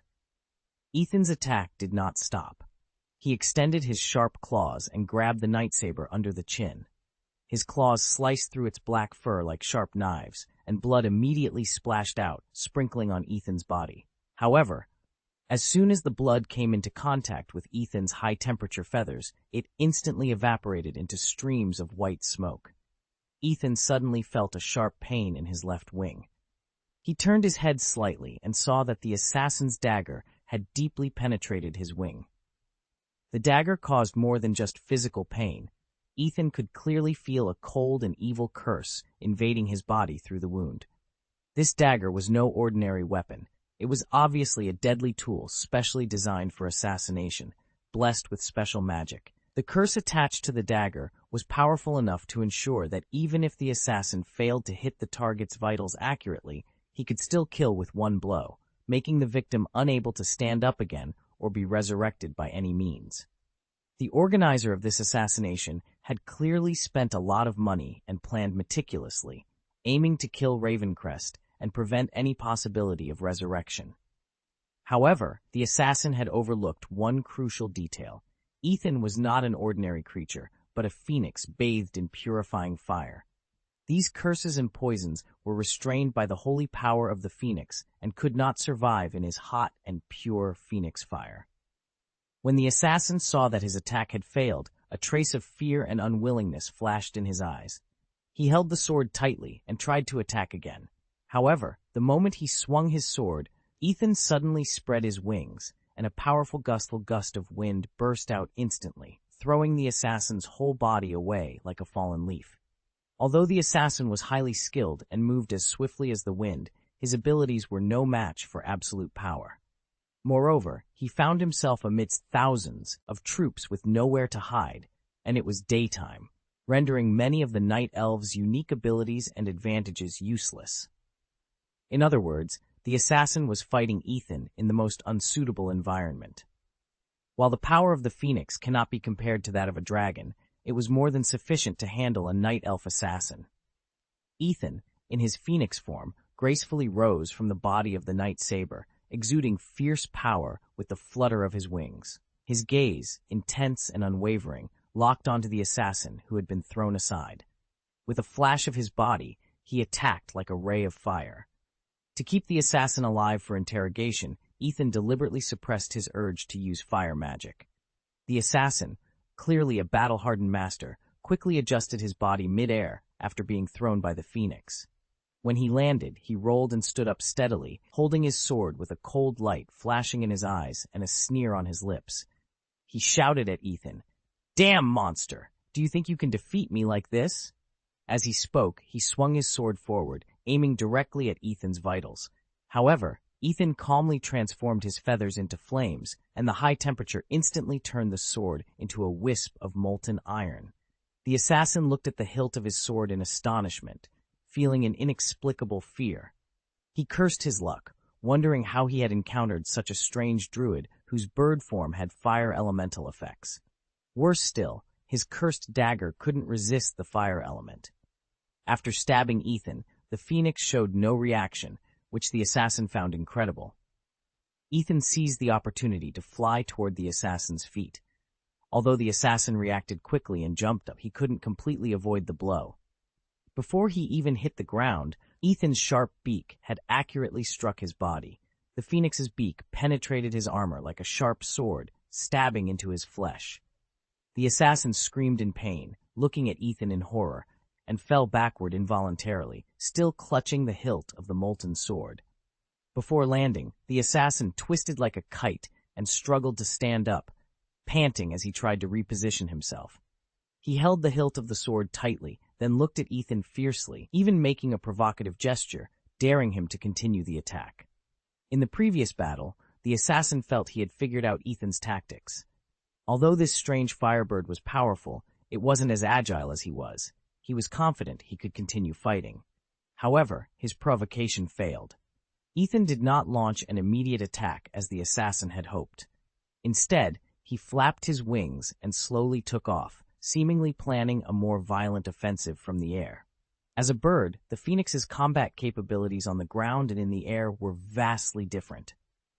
Ethan was not foolish enough to fall into the assassin's trap. At that moment, something unexpected happened. Realizing that Ethan was not giving him any chance, the assassin understood he was doomed.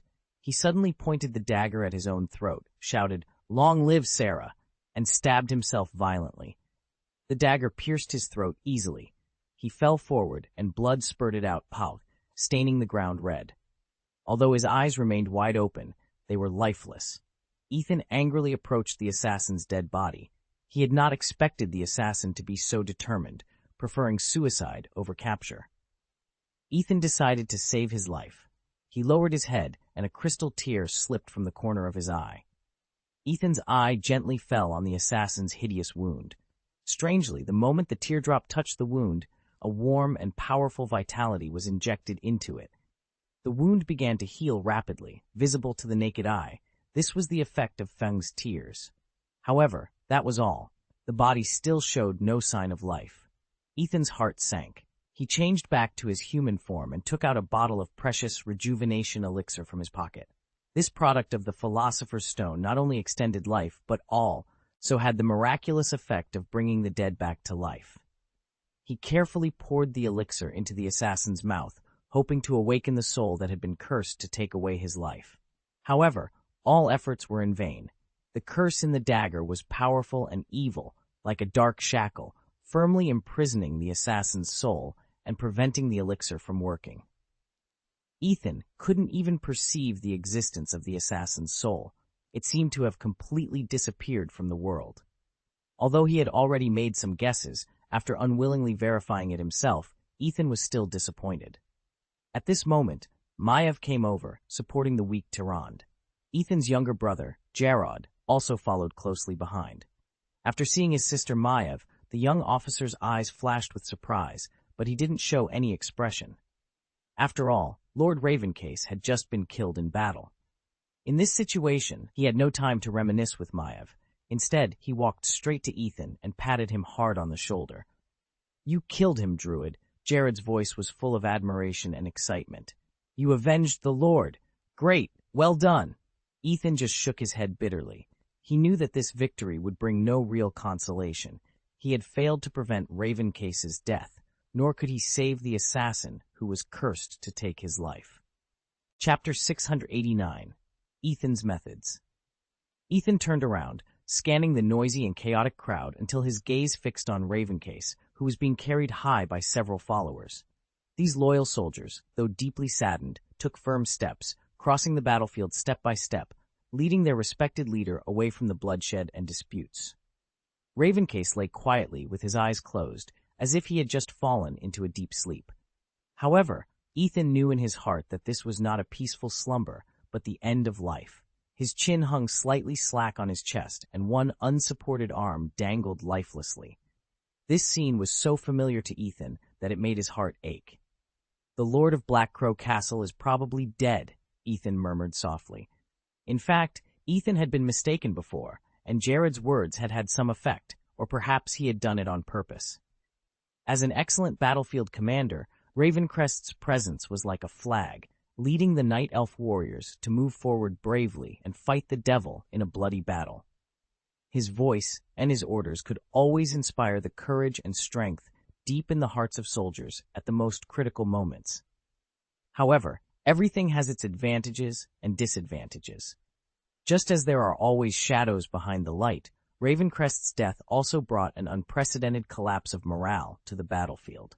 The Night Elf warriors lost their leader, and with him, their faith and motivation to fight. Therefore, at this critical moment, Jared stood up. His previous words did have some effect, barely maintaining the remaining morale and preventing the soldiers from completely collapsing.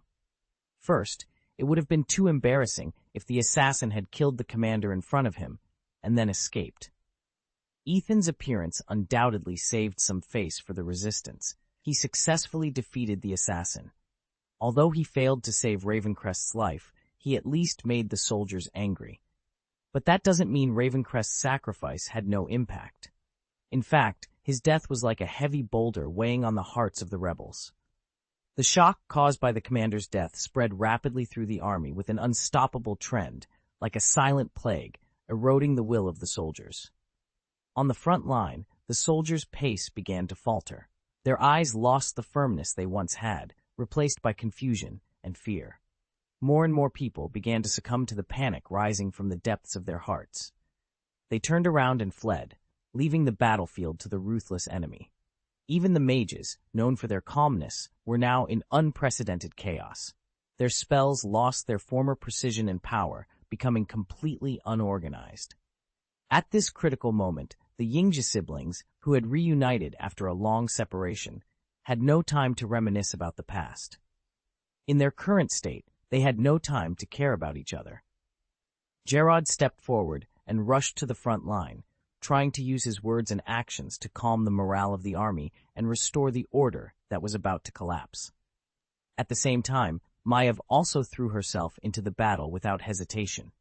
She wielded the ring blade in her hand, moving between the enemies like a bolt of lightning, temporarily blocking the enemy's fierce attacks and sealing the gaps in the defense line that were about to collapse one after another. Illidan didn't care that the goddess had just been hugged by a strange man, not only because the man who had blasphemed his goddess was actually the hero who stopped the Black Dragon King, but also because if the trouble continued, all of them would face the risk of annihilation. He quickly returned to the team of mages and cast magic with his companions. As for Tyrande, she did not sit idle, but began to play her role as the moon god priestess, comforting the desperate soldiers. Her previous active performance in Suramar had earned her a high reputation and a popular base. At this moment, she stood as a beacon among the resistance, guiding soldiers who had lost their way to regain the courage to move forward. With her encouragement, many soldiers who had attempted to flee the battlefield took up arms once more. They gathered together to form a solid line of defense, bravely facing the enemy's attack. Although their hearts were still full of fear and uncertainty after losing their commander, they had at least regained their sense of belonging, dignity, and glory as warriors. Ethan followed Illidan's footsteps, weaving through the chaotic battlefield until they found the Night Elves mages. This group of mages, under the command of Luo Ning, was engaged in a magical showdown with the Eridar wizards.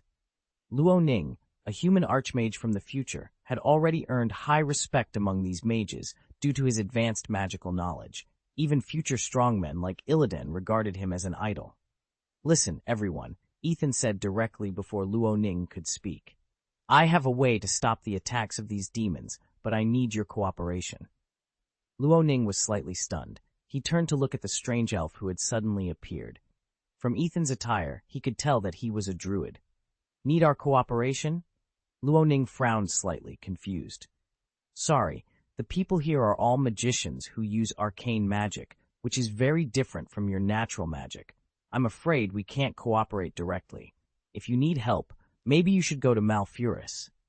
"No, Master Luo Ning, you misunderstand." Ethan's words stunned everyone. He continued, "What I am looking for is the mage. In fact, in addition to the power of nature, I am also proficient in arcane magic." In this case, Ethan had to reveal some secrets, but as long as the level of magic he displayed was not higher than that of a druid, he would not be looked at differently. As soon as he finished speaking, he waved his hand gently, and arcane energy suddenly condensed in the air. Immediately afterward, a mage's hand, composed of pure magical energy, appeared in front of everyone.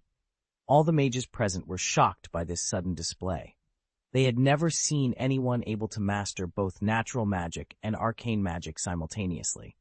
Even Luo Ning's eyes widened in disbelief. Despite coming from an era 10,000 years later and having seen countless powerful mages and magic, he had never encountered such a situation, and there had never been such a person in history. Just when Luo Ning felt a little at a loss, Illidan came over. He reminded in a deep voice, "Master Luo Ning, I think you should believe him. It was he who transformed into a phoenix and stopped the Black Dragon King's attack. If it hadn't been for him, we might have been annihilated long ago." Judging from the sullen look on his face, it was clear that Tyrande's #1 admirer didn't like speaking for his love rival in such situations. However, he was acutely aware of the seriousness of the current situation, so he had no choice. "It turns out it's you!" Luo Ning's voice was full of surprise. His eyes were fixed on Ethan, as if he wanted to see something more in him. The scene where Ethan fought against Neltharion in the form of a phoenix still lingered in his mind. That courage and strength made him admire Ethan naturally. Compared to these night elf rogues from 10,000 years ago, Luo Ning, a mage from 10,000 years in the future, was more aware of the horror of Deathwing. In the original work, he had once participated in the battle to regain the dragon soul of Grim Batol and had personally fought against Neltharion. It was thanks to this contribution that he transformed from a deviant who always caused trouble into a significant figure in the magical city of Dalaran. During that experience, he deeply understood the feeling of despair and the magnitude of the threat they faced. Helplessness when facing Neltharion was something he understood all too well. Therefore, He could empathize with the stress Ethan endured when confronting that terrifying monster. From this perspective, how could he not approve of Ethan? Ethan's strength was undoubtedly impeccable, and his courage and wisdom had been fully proven through his actions. His performance in his position was also beyond reproach. He had single-handedly confronted Deathwing, saving the entire world, and then avenged Lord Ravencrest. Even though he was a stranger to the Resistance, no one could deny his contributions. To put it bluntly, no one in the entire Resistance could compare to Ethan, an outsider. At this moment, Luo Ning felt a sense of helplessness facing the situation before him. He didn't know how to turn the tide of the battle, and Ethan's appearance seemed to offer a glimmer of hope. Desperate for a solution, he decided to let Ethan give it a try, hoping he could create a miracle. Chapter 690, Corrupted Well Water. I want to test one of my ideas, organically combining natural magic and arcane magic. Ethan stood in front of Ronan and the Night Elf mages, explaining his plan. He knew this idea might be advanced for the mages present, so he needed their approval before casting the spell. The power of nature alone cannot achieve the effect I want, Ethan continued. Therefore, I need other sources of energy. I hope the mages can draw as much energy from the Well of Eternity as possible. I know it's hard, but trust me, we can make it happen. A Night Elf mage asked hesitantly, "Isn't that complicated, Mr. Ethan?" "No, actually, I already have a detailed plan." Ethan smiled and shook his head, then pointed at his temple. "Although it may take dozens of minutes to catch up, I believe that as long as we work together, we will definitely succeed." Illidan stood aside and said coldly, "You'd better be worthy of my trust." Ethan did not share his common knowledge, but turned to look at Ronan and said, "Master Ronan, please select a dozen of the best mages from the team to be responsible for casting spells. At the same time, I don't want our soldiers to be left defenseless against the evil magic of demon wizards. Therefore, please arrange for the remaining mages to protect them and ensure their safety." Ronan nodded and immediately started making arrangements. Although Ethan's plan was risky, it was their only hope. He had to do his best to support Ethan, no matter the outcome. The role of these mages would only be revealed when Ethan's spellcasting was fully ready. They would gather the magic power from the Well of Eternity to enhance the magic's attack power. Then, according to Ethan's precise arrangements, they would transfer this power to every corner covered by the spell. But all of this was based on one crucial premise. Ethan must successfully cast his magic. "Illidan, I need you to be my guide." Ethan finally looked at Illidan, who appeared a little pained. He had already arranged everything else and now only needed Illidan's guidance. "I have never touched the Well of Eternity, so I need you to take me there." "No problem," Illidan nodded slightly, a trace of surprise and respect flashing in his eyes. Ethan's previous professional division of labor and deployment had undoubtedly demonstrated his excellent leadership skills and deep understanding of magic. This made Illidan begin to re-examine Ethan, gaining more confidence in the magic that combined arcane magic and natural power. He became more enthusiastic and serious. So, Illidan stood next to Ethan, and the two began to enter a meditative state. Their spirits gradually began to leave their bodies, preparing to embark on a journey to the source of the Night Elves' magic. Until now, Ethan had only briefly felt part of the power of the Well of Eternity. Unlike Illidan's compatriots, he came from another world and was used to casting spells in an environment without the Well of Eternity, so he did not directly rely on the power of the well water when casting spells. This unique way of casting spells gave outsiders like him and Ronan a unique advantage in the field of magic. Illidan and some other elves had also asked Ronan for methods that did not rely on well water, but they were never able to use it as freely as Ronan. But now, in order to get the results he wanted, Ethan had to give up his habit and draw as much energy from this well as possible. The sound of horns in the distance was loud, signaling the general attack. Hearing this signal meant that even the reserves should step onto the battlefield without hesitation at this moment. Normally, when the army sent out such a signal, it was either because the front line had achieved a brilliant victory and the enemy had fled, necessitating a pursuit to maximize the results, or the situation had become extremely critical and required all soldiers to engage, to work together to defeat the enemy and resist their attacks. The current situation of the resistance army clearly falls into the adder category. In this battle, they have no way out. They can only win, not lose. The sound of the horn is the last cry of the resistance troops for freedom and survival. This also means that Ethan has no time to waste. He must complete his magic as soon as possible to bring hope to the resistance. Otherwise, only destruction awaits them. At the same time, Luo Ning was also ready. He stared at Ethan nervously, expecting him to use powerful magic to turn the tide of the battle. For Luo Ning, Ethan is their last hope at this moment. Whether his magic can succeed will directly determine the fate of the resistance. The two casters stood side by side, their consciousnesses leaving their bodies and becoming closely connected. Ethan could clearly feel Illidan's wild nature, an untamable fanaticism, like an unruly beast. He tried to use his calmness and reason to control Illidan, but the latter's mind was like a wild horse, unbridled and difficult to control. Illidan's fanaticism posed a great threat to the stability of magic. Arcane requires absolute calmness and precision, the opposite of chaotic power. Because of this, Ethan couldn't help but wonder whether Illidan was truly suitable to be an arcane spellcaster. There was an inexplicable emotion in his heart. Perhaps this was the reason why Illidan would eventually switch to the evil camp in history. However, at this moment, they still had to work together to face the challenges ahead. Illidan's spirit led Ethan forward, and their consciousness flew through the void, passing through layers of fog and obstacles. Deep in Ethan's consciousness, he saw scenes passing before his eyes. Endless demons standing in line, their faces hideous and terrifying, as if they were legions crawling out of the abyss of hell. Behind them were miles of desolation. The earth was dry and cracked, not a blade of grass grew, and there was total silence. All of this passed by in an instant. Immediately afterward, Isolin, which was full of ruins, gradually grew larger and soon filled his field of vision. The once prosperous city had now become a ruin, with heavy sadness and despair filling the remnants. The palace with Queen Ashara still stood, but without the high elven residence, the palace also lost its maintenance, gradually fading from its former splendor. These scenes flashed through Ethan's consciousness, but they left a deep impression. Finally, they came to the edge of the Well of Eternity. The dark lake water was like a bottomless black hole, exuding mysterious and powerful energy. Ethan felt a huge attraction coming from the lake, as if it was swallowing his consciousness. He knew that this was their destination, the source of Night Elves' magic.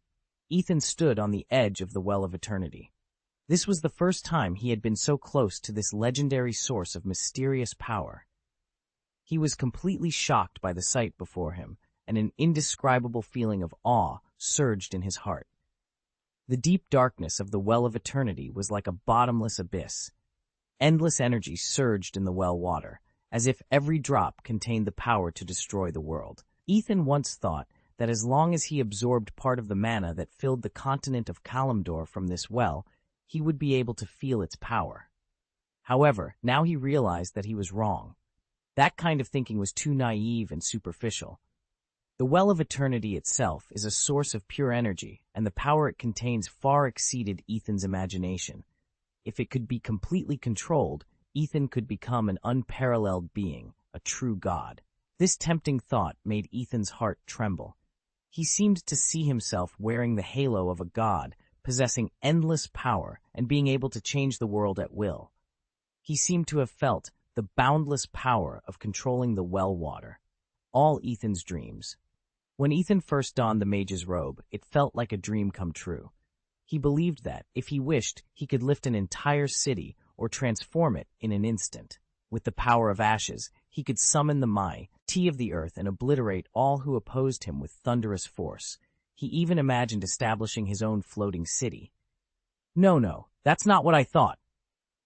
Ethan woke up with a start, desperately trying to shake off the entanglement of those evil thoughts and whispers.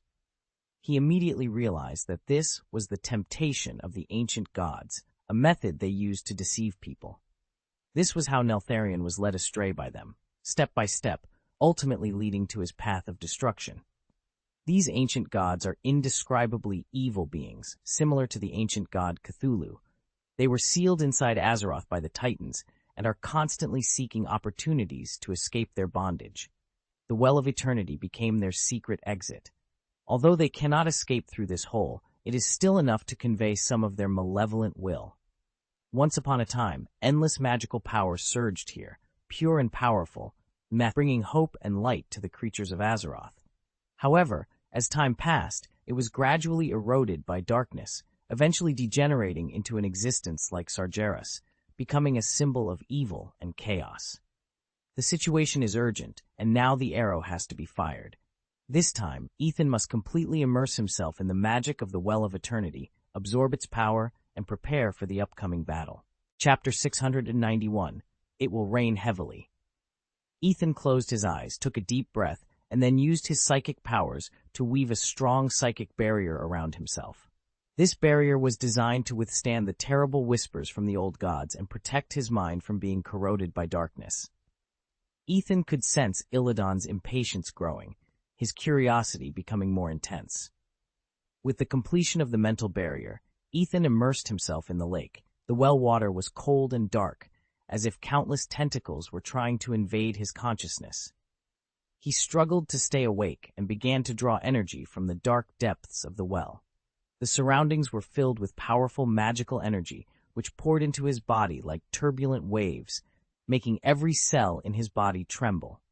However, during this process, a terrible thought suddenly flashed through his mind. He wanted to take all the power of the Well of Eternity for himself and become invincible. This thought was like an evil seed, trying to take root and sprout deep in his mind. Fortunately, the mental barrier he had woven earlier worked. It acted as a strong line of defense, resisting this temptation. Ethan opened his eyes suddenly, realizing that he was almost swallowed by darkness. He quickly withdrew from the filthy well water and returned to the real world. Not long after, the two wandering souls quickly returned to their bodies as if attracted by magnetism.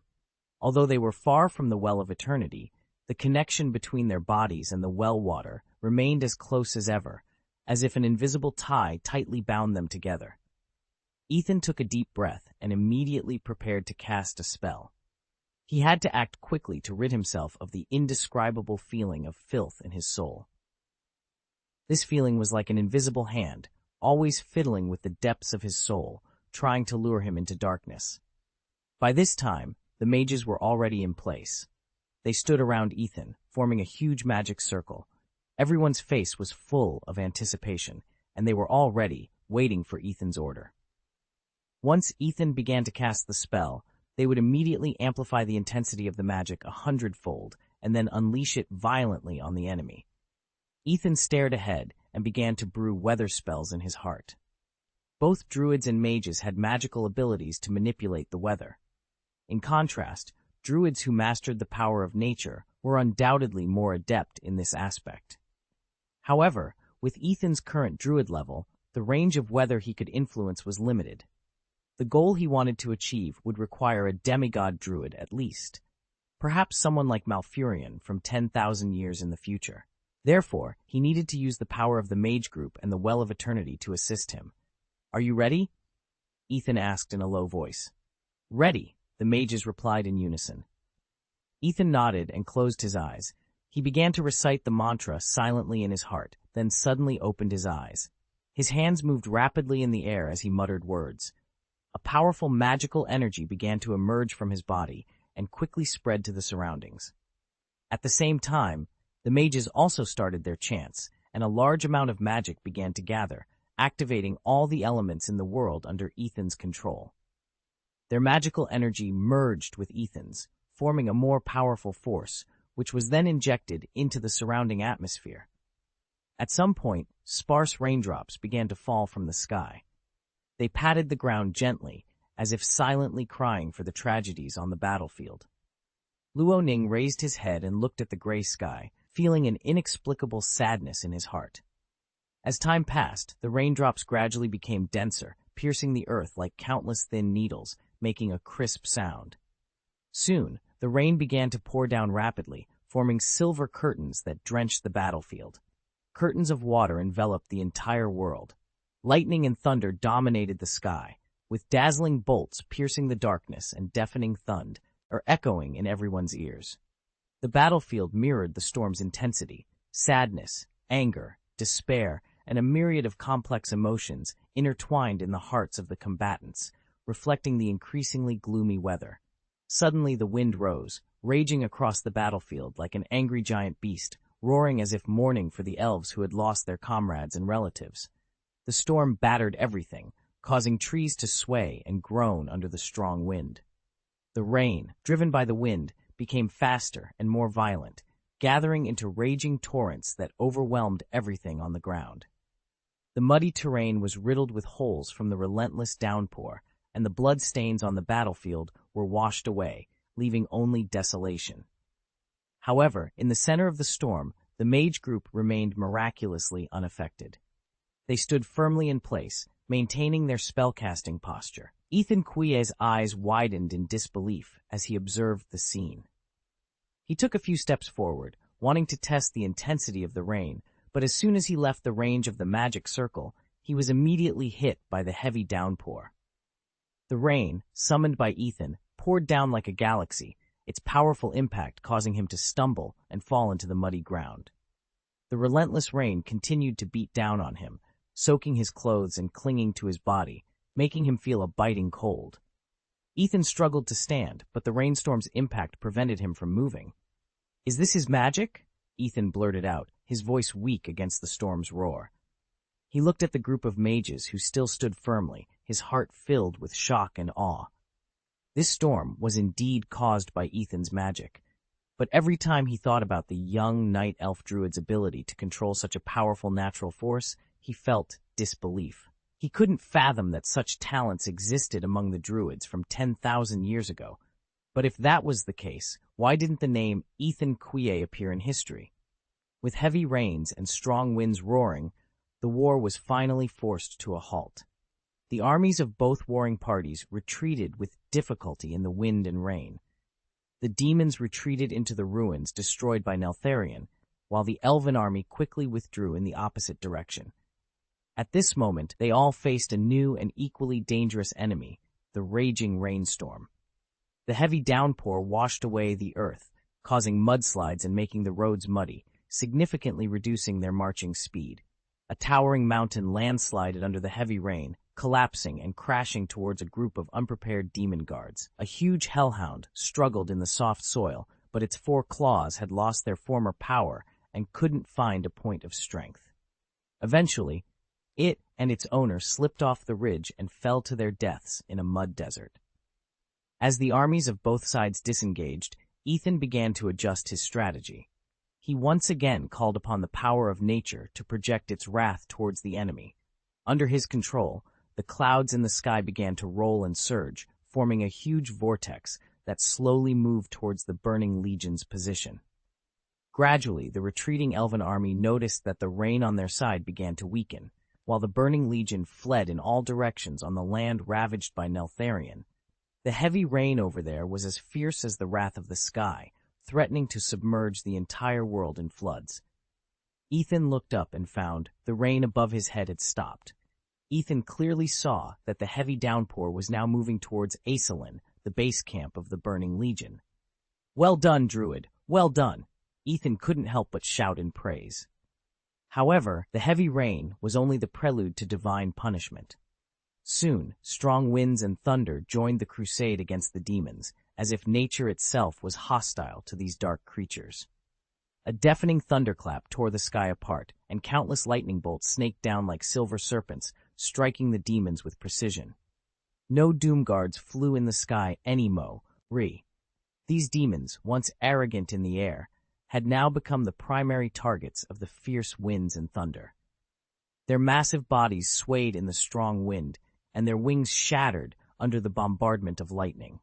Those doom guards who insisted on staying airborne were eventually either blown down by the wind or struck directly by lightning, turning into charred remains and plummeting from the sky. The demon guards on the ground were also in a state of panic. They discarded their weapons, fearing that the metal would act as lightning rods in the storm. The sound of metal clattering to the ground echoed across the battlefield, mingling with the thunder and rain to create a chaotic symphony. The demon army began a full retreat. Unable to fight back against the forces of nature, they fled in disarray from the land shrouded in divine punishment. Their footsteps stumbled in the mud, and their bodies were drenched with rain and caked in dirt. The arrogance they once displayed was completely gone. Chapter 692, Desdale's Sterai. The storm raged like the wrath of the gods, lasting for 3 days and 3 nights. Ethan tried his best to mobilize the deep magic power within him, resonating with the elements between heaven and earth to create this unparalleled disaster. Under his leadership, the entire mage group poured all their strength into the heavy rain. The magic power surged out like a tide, leaving them unable to cast any spells for an entire week. However, this sacrifice brought significant results. The ruthless storm acted like a massive whip, lashing the burning legion hard. Amidst the violent storms, lightning and thunder, the demons struggled painfully, moving with great difficulty. When the rain cleared and the sun once again filled the earth, the embarrassed demons were almost driven back to Zinashari. Unfortunately, although the Night Elves achieved a significant victory, they were unable to gather enough military strength to pursue the retreating demons. On the other side of the volcanic area ravaged by Neltharion, the elven defenders were busy recuperating from their injuries and reorganizing their troops. Their strength had been greatly depleted in this battle, and they needed time to recover. For many, the sacrifice of Lord Cordelis Ravencrest was an eternal pain in their hearts. That brave and fearless general was their pride and hope. His death left many heartbroken. In comparison, even the damage caused by the violent storm, the wrath of the Black Dragon King, and other disasters seemed insignificant. Due to the urgent war situation and limited resources, the Night Elf commanders were unable to hold a grand and ceremonial funeral for Lord Ravencrest, who died heroically. However, they were determined to express their respect and condolences to this great leader in other ways as much as possible. The person who took over the position of Lord Ravencrest was his deputy, Desdale Sterai. Although Sterai was born into a noble family and did not possess the military spirit of Ravencrest, nor was he adept at leading an army, he understood the importance of the funeral.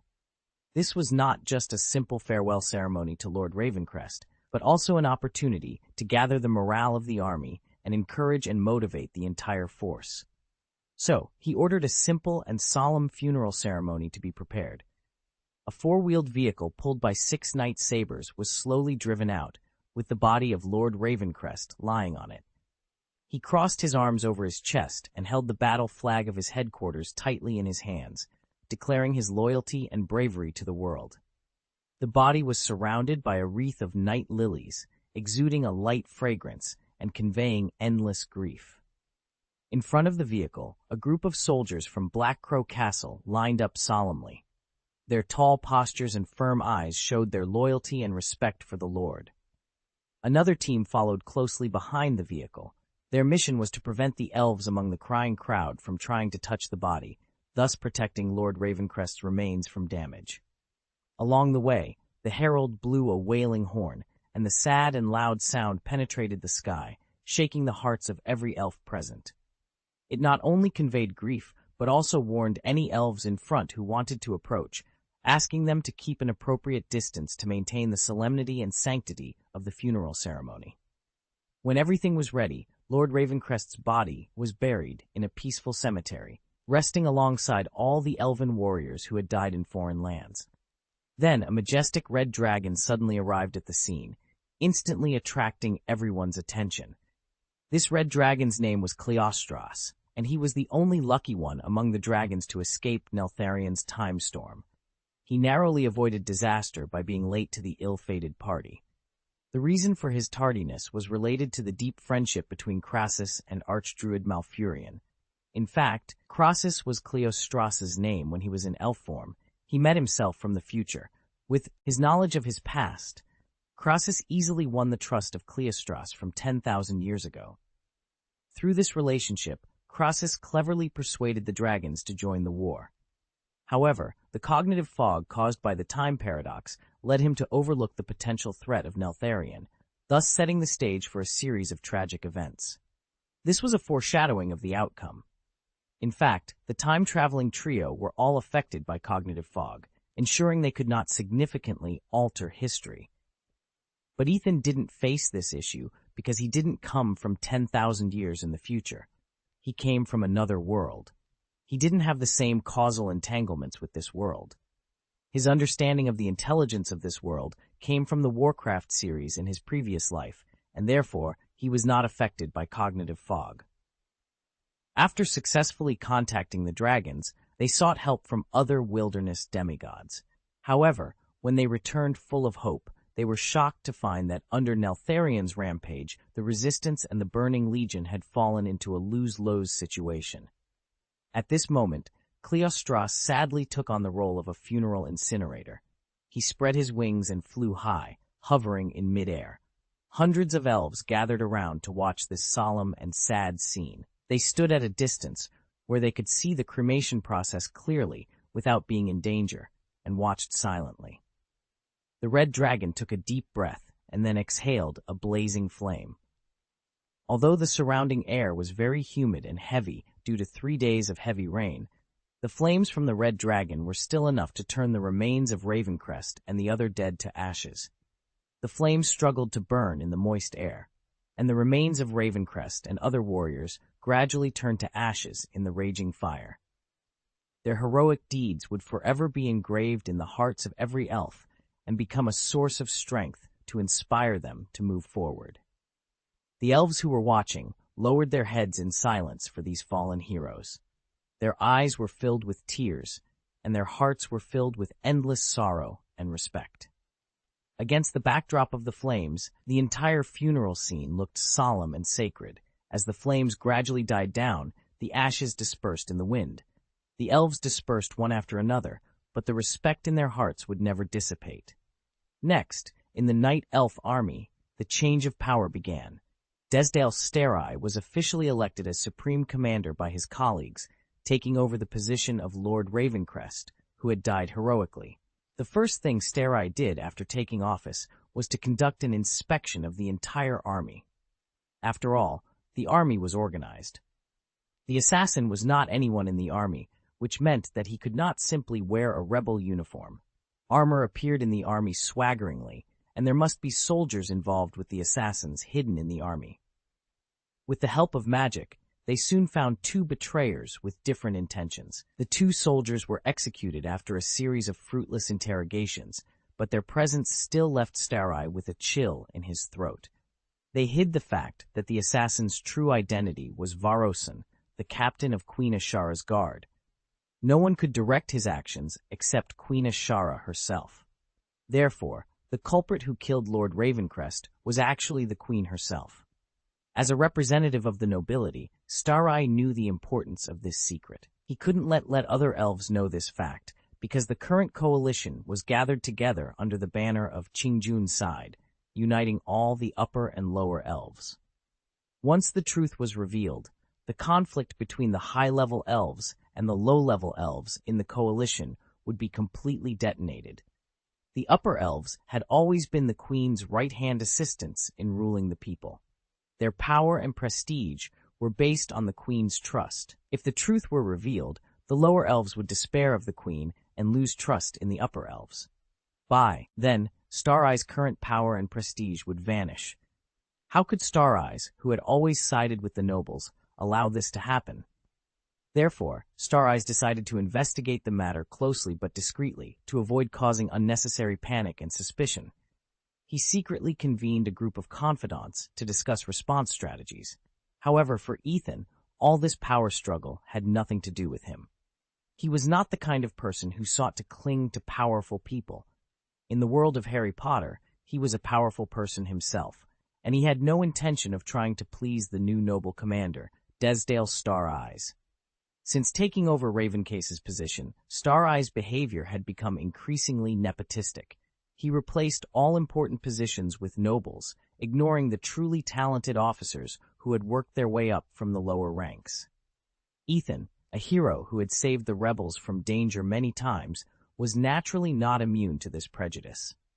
When Star Eyes learned that Ethan was just a commoner from the frontier and refused to salute him in front of everyone, his attitude towards Ethan changed drastically. To make matters worse, Gwyn also questioned the identity of the assassin at inappropriate times. All this caused the relationship between Ethan and Star Eyes to deteriorate rapidly. Star Eyes directly accused Ethan of colluding with the assassins, misinterpreting his actions to hunt them down as an attempt to silence them. This groundless accusation made Ethan furious. If Star Eyes were not the commander, Ethan would have taken action to show him what true strength and power were. Fortunately, Ronan, Jared, Tyrande, and other important figures stood up to defend Ethan. Otherwise, Star Eyes might have really sent guards to capture him. However, there was not much to say without speculation. Faced with Star Eyes' unreasonable and Machiavellian tactics, Ethan finally chose to walk away. He gave up applying to send people to pick up the moon guards and moon god priests coming from La Salaza, and instead decided to meet them in person. Whether in a power field full of conspiracies or a battlefield of fighting, nothing was more important than those truly loyal and reliable comrades. Chapter 693, Resistance Pills. Ethan no longer had time to worry about Star Eyes. He knew that on this cruel battlefield, the enemy would not show mercy to Star Eyes because of his noble status. Let those ruthless enemies deal with him. Tyrande and Maeve chose to accompany Ethan in search of their companions. The three of them walked through the dense forest. The sun cast mottled light and shadows through the treetops, but it could not dispel the gloom in their hearts. On the way, Tyrande softly comforted him. "Ethan, this is not your fault. Star Eye's behavior is truly outrageous, and his actions have deviated from the principles and mission of the Coalition." "Who says it's not?" Maiev nodded in agreement. "If the Coalition forces are led by him for a few more days, it will be over. What's worse is that he has formulated a very radical attack plan." Ethan sighed. "I'm worried that this will put the Coalition forces into a desperate situation." When Ravencase was still alive, this adjutant from a noble family could only handle paperwork and had no access to military power, so he could not have any adverse impact on the resistance.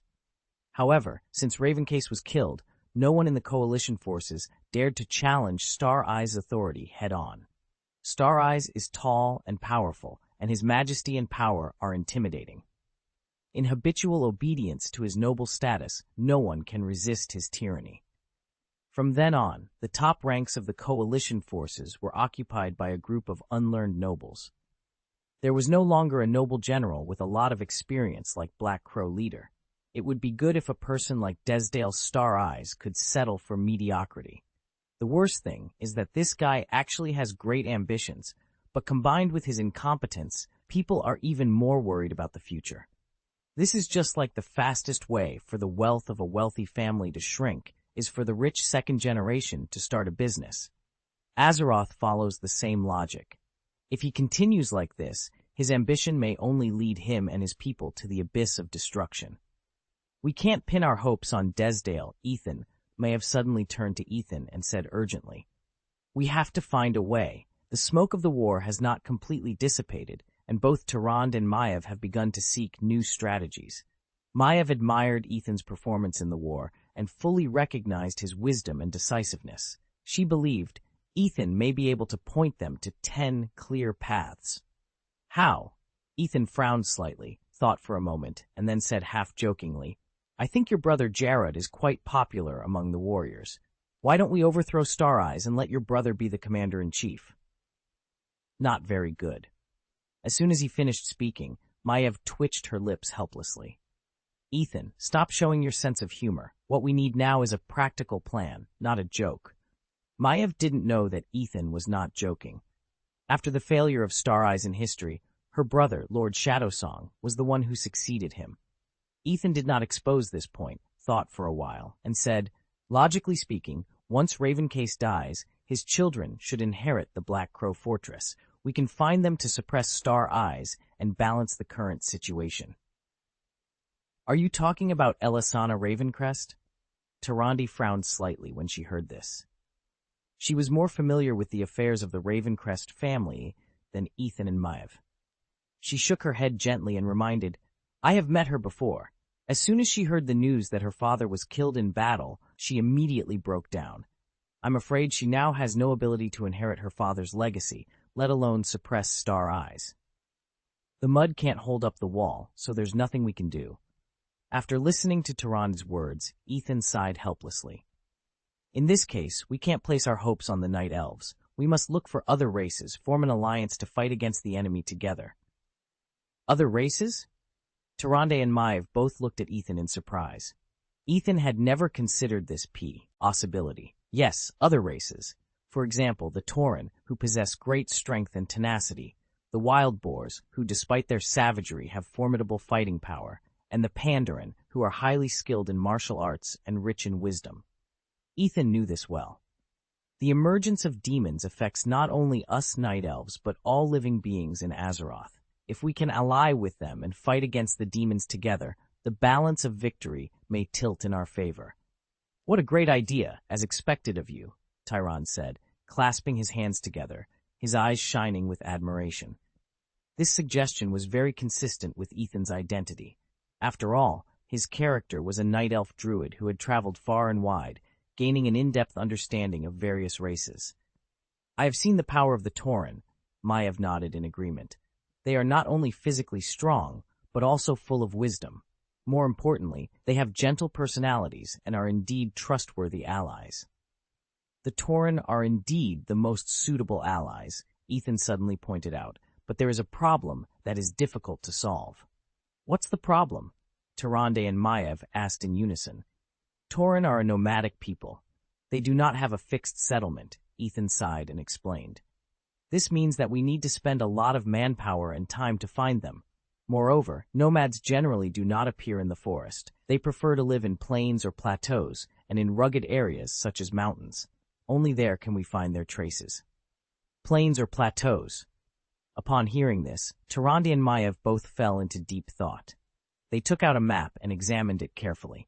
Look there, Maiev pointed to the west of Black Crow Fortress. According to the diagram, there is a vast plain area. Ethan recognized that this area would probably be the Barrens and Mulgore Plains in the next 10,000 years. At least 10,000 years later, the Tauren lived in this area. Although it was only a few feet away from Black Crow Fortress on the map, the three of them knew how far away that place truly was. That place is a plain area, but the area is still too big, Ethan sighed. It seems that we can only try our luck, but it is better than sitting still and waiting for death. At the same time, someone at the Coalition Command Office also made the same suggestion. Accompanied by Brox and Jarod, Crassus and Ronan stepped into Star Eye's headquarters. Their purpose was very clear, to persuade the new commander to put aside his prejudices and seek help from other races to form an army. A powerful coalition to fight against the threat of the Burning Legion. However, what they did not expect was that Star Eye's attitude towards them was even colder than towards Ethan. Xingyan sat on the large command chair without any formality and did not straighten up even when they entered. After listening to their statements, his eyes casually swept over the four people, a disapproving smile hanging on the corner of his mouth. While pouring some white powder from a small bottle and sniffing it gently, he said, Lord Cordelis Ravencrest has set rules on this issue, and I must respect his wishes. As early as the period when Ravencrest was in charge, Crassus and Ronan had proposed alliances with other races. However, the Lord of Black Crow Castle firmly rejected this proposal. This veteran nobleman was loyal to Queen Ashara and believed that the Queen had been deceived. Therefore, he regarded this war as an internal matter of the country and was unwilling to allow external forces to intervene. And now, Star Eyes was using Ravencrest's words as an excuse to dismiss them. The atmosphere of the discussion instantly became tense. Brox and Jarod frowned, and even Crassus and Ronan felt a sense of powerlessness welling up in their hearts. From the various attitudes of Star Eyes, they already understood that convincing this commander was almost an impossible task. However, although the discussion had ended, it did not mean they had given up on the plan. They knew the Burning Legion far better than the ignorant new commander. They were all aware that it would not take long for the Burning Legion to recover, and Archimond would soon remobilize his troops to deal with the Night Elves. When that time came, the demon leader would launch an attack in a crazier and more terrifying manner, and they needed to be fully prepared before then. Even if the Night Elves could be brave and fearless in the future, building on Ethan's results and successfully pushing back the invaders, or even forcing them to flee in embarrassment back to the gate of Zin Ashari, it still would not mean real success. As long as the portal remained open, the war would never end. That portal, symbolizing disaster and destruction, was the real nightmare of this continent, constantly devouring their hopes and efforts. If the upper elves and demons successfully strengthened the portal, then no matter how bravely the night elves fought, they would not be able to stop the continuous influx of demons. What's even more terrifying was that if Sargeras truly came to their world, all their efforts and sacrifices would be in vain. This fallen titan was much more powerful than Archimonde.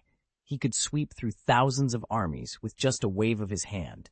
No existence in this world could stop him. All of the above made Crassus determined. He looked around at the people gathered around him. To avoid the worst outcome, he finally voiced what he thought was the only solution. Lord Ravencrest's strategy has been proven wrong before, he began, hesitating but still insisting on speaking, despite the fact that such words might damage the late Lord's reputation. And Star Eyes is now unable to listen to any good advice at all. If we fail to unite all races, Kalimdor, this world will face destruction. But Crassus, I know Star Eyes better than you, Jared said in a deep voice as soon as Crassus finished speaking. You should already be very clear about his stubbornness and arrogance. This Lord Star Eyes will never negotiate with other races. Crassus nodded bitterly. I know, so we can only speak for him. He turned his eyes to Ronan. Ronan, you were right before. We once wanted to rely on the Dragon Clan, but now they are no longer in our consideration. Cleostras has already gone to reconnoiter their movements, but I am worried that as long as Neltharion holds the talisman, the Dragon Clan will not be able to provide us with any help. Then, we must contact other races, he sighed. Tauren, Wild Boars, Furbolgs. We must do everything possible to convince them and let them understand the crisis of this world. Even if they once dismissed our request for help, now we must let them see our sincerity and determination. Brox also held the battle axe in his hand tightly and supported Crassus in a rough voice. That's right. We can't let this world be destroyed in the hands of those guys. We have to fight and fight for every chance of life. Ronan shook his head slowly, a trace of deep worry flashing in his eyes. People from other races may not help the Night Elves.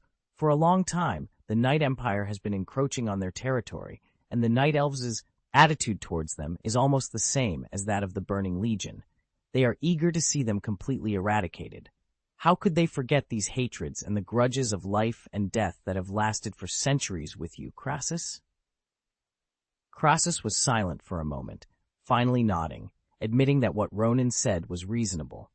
Then, his eyes turned to the invisible elf capital in the distance, with a trace of despair flashing in his eyes. If this is the case, then we are all doomed. Crassus's voice was low and hoarse, as if he had foreseen the tragic ending in the future.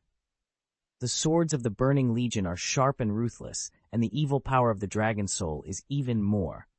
We must not be unable to resist. If we cannot unite and resolve these hatreds and grievances, then the only path awaiting us is destruction. Chapter 6 and 94. Huan Gowling. The situation faced by the rebels was far more severe than they could have imagined. Although the storm summoned by Ethan once disrupted the Burning Legion's attack, it only provided the resistance with a brief respite. In the days that followed, the Burning Legion quickly recovered from the natural disaster and launched a new, more violent offensive. Despite their bravery and fearlessness, the Night Elves on the defensive were steadily retreating. Their physiological needs became a significant weakness in the battle. They required sleep and food to replenish their strength, but in this time of war, these basic needs became luxuries that were difficult to meet. In contrast, the demons were not subject to these restrictions. They fought tirelessly, day and night, and even if they died in battle, their souls would return to the twisting nether. Only when they were at an absolute disadvantage would they choose to withdraw and call a truce. However, Such retreats were often temporary, and they would soon return to soak every inch of the land with blood. The morale of the Night Elf defenders was declining day by day, and Jared Shadowsong was filled with worry. He searched for Ethan, but the druid who had played a crucial role on the battlefield had disappeared after bringing back a group of moon guards and moon priests from La Salrasa. Jared asked his sister Maiev and learned that Ethan had left Black Crow Citadel. Jared knew in his heart that Ethan's departure was not due to fear of demons, but because of Desdale Stare-Eye. The arrogant nobleman had plunged Black Crow Hold into chaos, his prejudices and stubbornness turning what should have been a common cause into endless squabbles. The Night Elves had never truly joined forces with other races to fight side by side. They only knew how to deal with their own people, which left them isolated and helpless when facing the Burning Legion's attack. That druid must have left because of Stare-Eye, Jared thought sadly. Ethan's performance on the battlefield had been outstanding. He had saved the rebels from danger several times, but was easily angered by Stare-Eye. What a huge loss this was to the Night Elf defenders. Jared tried to persuade Stare-Eye to accept new allies, but the prejudiced noble scorned him. Stare-Eye firmly believed that his own race was the most superior and that other races were weak and unworthy of mention. This narrow-mindedness frustrated Jared to no end. In fact, Jared's contribution on the battlefield was no less than Ethan's. He took care of every detail and worked with his own hands, carefully coordinating the deployment of various units, and strived to make every soldier focus on the same goal and exert the greatest combat effectiveness. When the morale of the army was disturbed by Stare-Eye's arrogance and prejudice, it was Jared who stepped forward to unite the frustrated lower-level officers. He knew that only by uniting as one could they defeat powerful enemies. He was completely different from the pretentious Stare-Eye. With his practical actions and sincere attitude, he won the trust and respect of the officials. Under Jared's leadership, those originally frustrated officers regained their confidence and fighting spirit. They supported each other and faced the difficulties and obstacles on the battlefield together. Jared's presence gave the entire army new vitality. It can be said that he influenced the army's strategy as much as Stare-Eye did. But unlike Stare-Eye, Jared's influence was positive. He used his wisdom and courage to develop a series of practical strategies and tactics for the army. His decision-making always focused on the overall situation, with the safety of soldiers' lives as his primary consideration. Under his leadership, the army's morale and effectiveness improved significantly. Combat effectiveness had been greatly improved. Only then could they still fight with a commander like Stare-Eye. There was a reason why Jared Shadowsong couldn't find Ethan quiet. His biological sister, Maiev, chose to remain silent, not revealing the true purpose of Ethan's departure, to find an ally for the rebel cause. Now, Ethan was still at the stage where he needed to build up his reputation among the resistance, and inviting allies was one of his plans. The task of finding allies did not require him to go to the battlefield in person, nor did it involve facing swords and bloodshed. However, it did require him to have a deep understanding of the habits, culture, and history of each race, especially those with the potential to become allies. Such conditions were indeed difficult to meet for the arrogant Night Elves. They had been self-contained for a long time, looked down on all foreign races, and thought of them as barbarians, which directly led to their lack of understanding of other races. However, this condition was easy for Ethan, a prophetic traveler. Therefore, this was a cost-effective way for Ethan to gain reputation. It had been 2 days since Ethan set out. In these 2 days, he successfully left the Night Elves' national border and arrived at the grassland west of Black Crow Castle on the map. A strange smell gently drifted past the tip of Ethan's nose. His whole body tensed up, and he looked around alertly. This was definitely not a smell that normal grassland creatures would have. There must be someone nearby. After a moment of silence, a furry figure with a cloth bag wrapped around his waist suddenly appeared in his sight. The figure stopped abruptly, holding a spear in his hand. The spear was extraordinary, its tip flashing with cold light, revealing a sharp, murderous aura. Ethan looked intently and saw the figure looking down at him. The figure's rough forehead was covered with wrinkles, and a pair of terrifying sharp horns stood on top of his head. Two black, glass-like eyes shone with a firm and vigilant gaze. The bursts of air spurting out of his nose made the nose ring jingle slightly, as if announcing his arrival. Ethan's heart leaped with joy, thinking he had found the Tauren 10,000 years later so quickly. However, he soon noticed something unusual. The other person's horns were fan-shaped, like coral, which was different from the well-known Cain Bloodhoof's tribe. He instantly realized that this Tauren was not from the tribe he was most familiar with, but from the High Mountain Tauren tribe. Despite this, Tauren were still Tauren, and their tenacity and courage were universal. But Ethan was still confused. He was sure that he was not far from the territory of the Night Elves. Why were traces of the High Mountain Tauren discovered so quickly? What did this mean? Ethan took the first step forward and greeted the other party in the Tauren language, which he was not fluent in. "Hello, warrior from High Mountain, I am." Before he could finish his words, he was interrupted by the messy-haired Minotaur. "Night Elf, you can actually speak the language of my people?" The burly Tauren rumbled in a low and powerful voice, surprise and confusion evident. Ethan was slightly stunned by the loud voice, but quickly regained his composure. He cleared his throat and introduced himself loudly. "I am Ethan Quaye, the messenger from the Night Elves. I am here to seek the help of the Tauren tribe to jointly resist the enemies that threaten our homeland." The Tauren warrior looked at Ethan with deep and alert eyes, as if judging his sincerity and intention. After a moment, he slowly spoke. "My name is Huon High Ridge.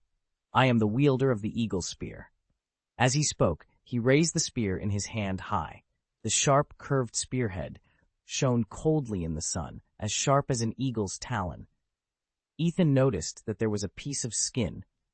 The metal spearhead was tightly bound to the spear handle, which was engraved with Tauren writing. Ethan was familiar with Tauren culture and knew that the inscriptions on this skin recorded the history and glory of the spear.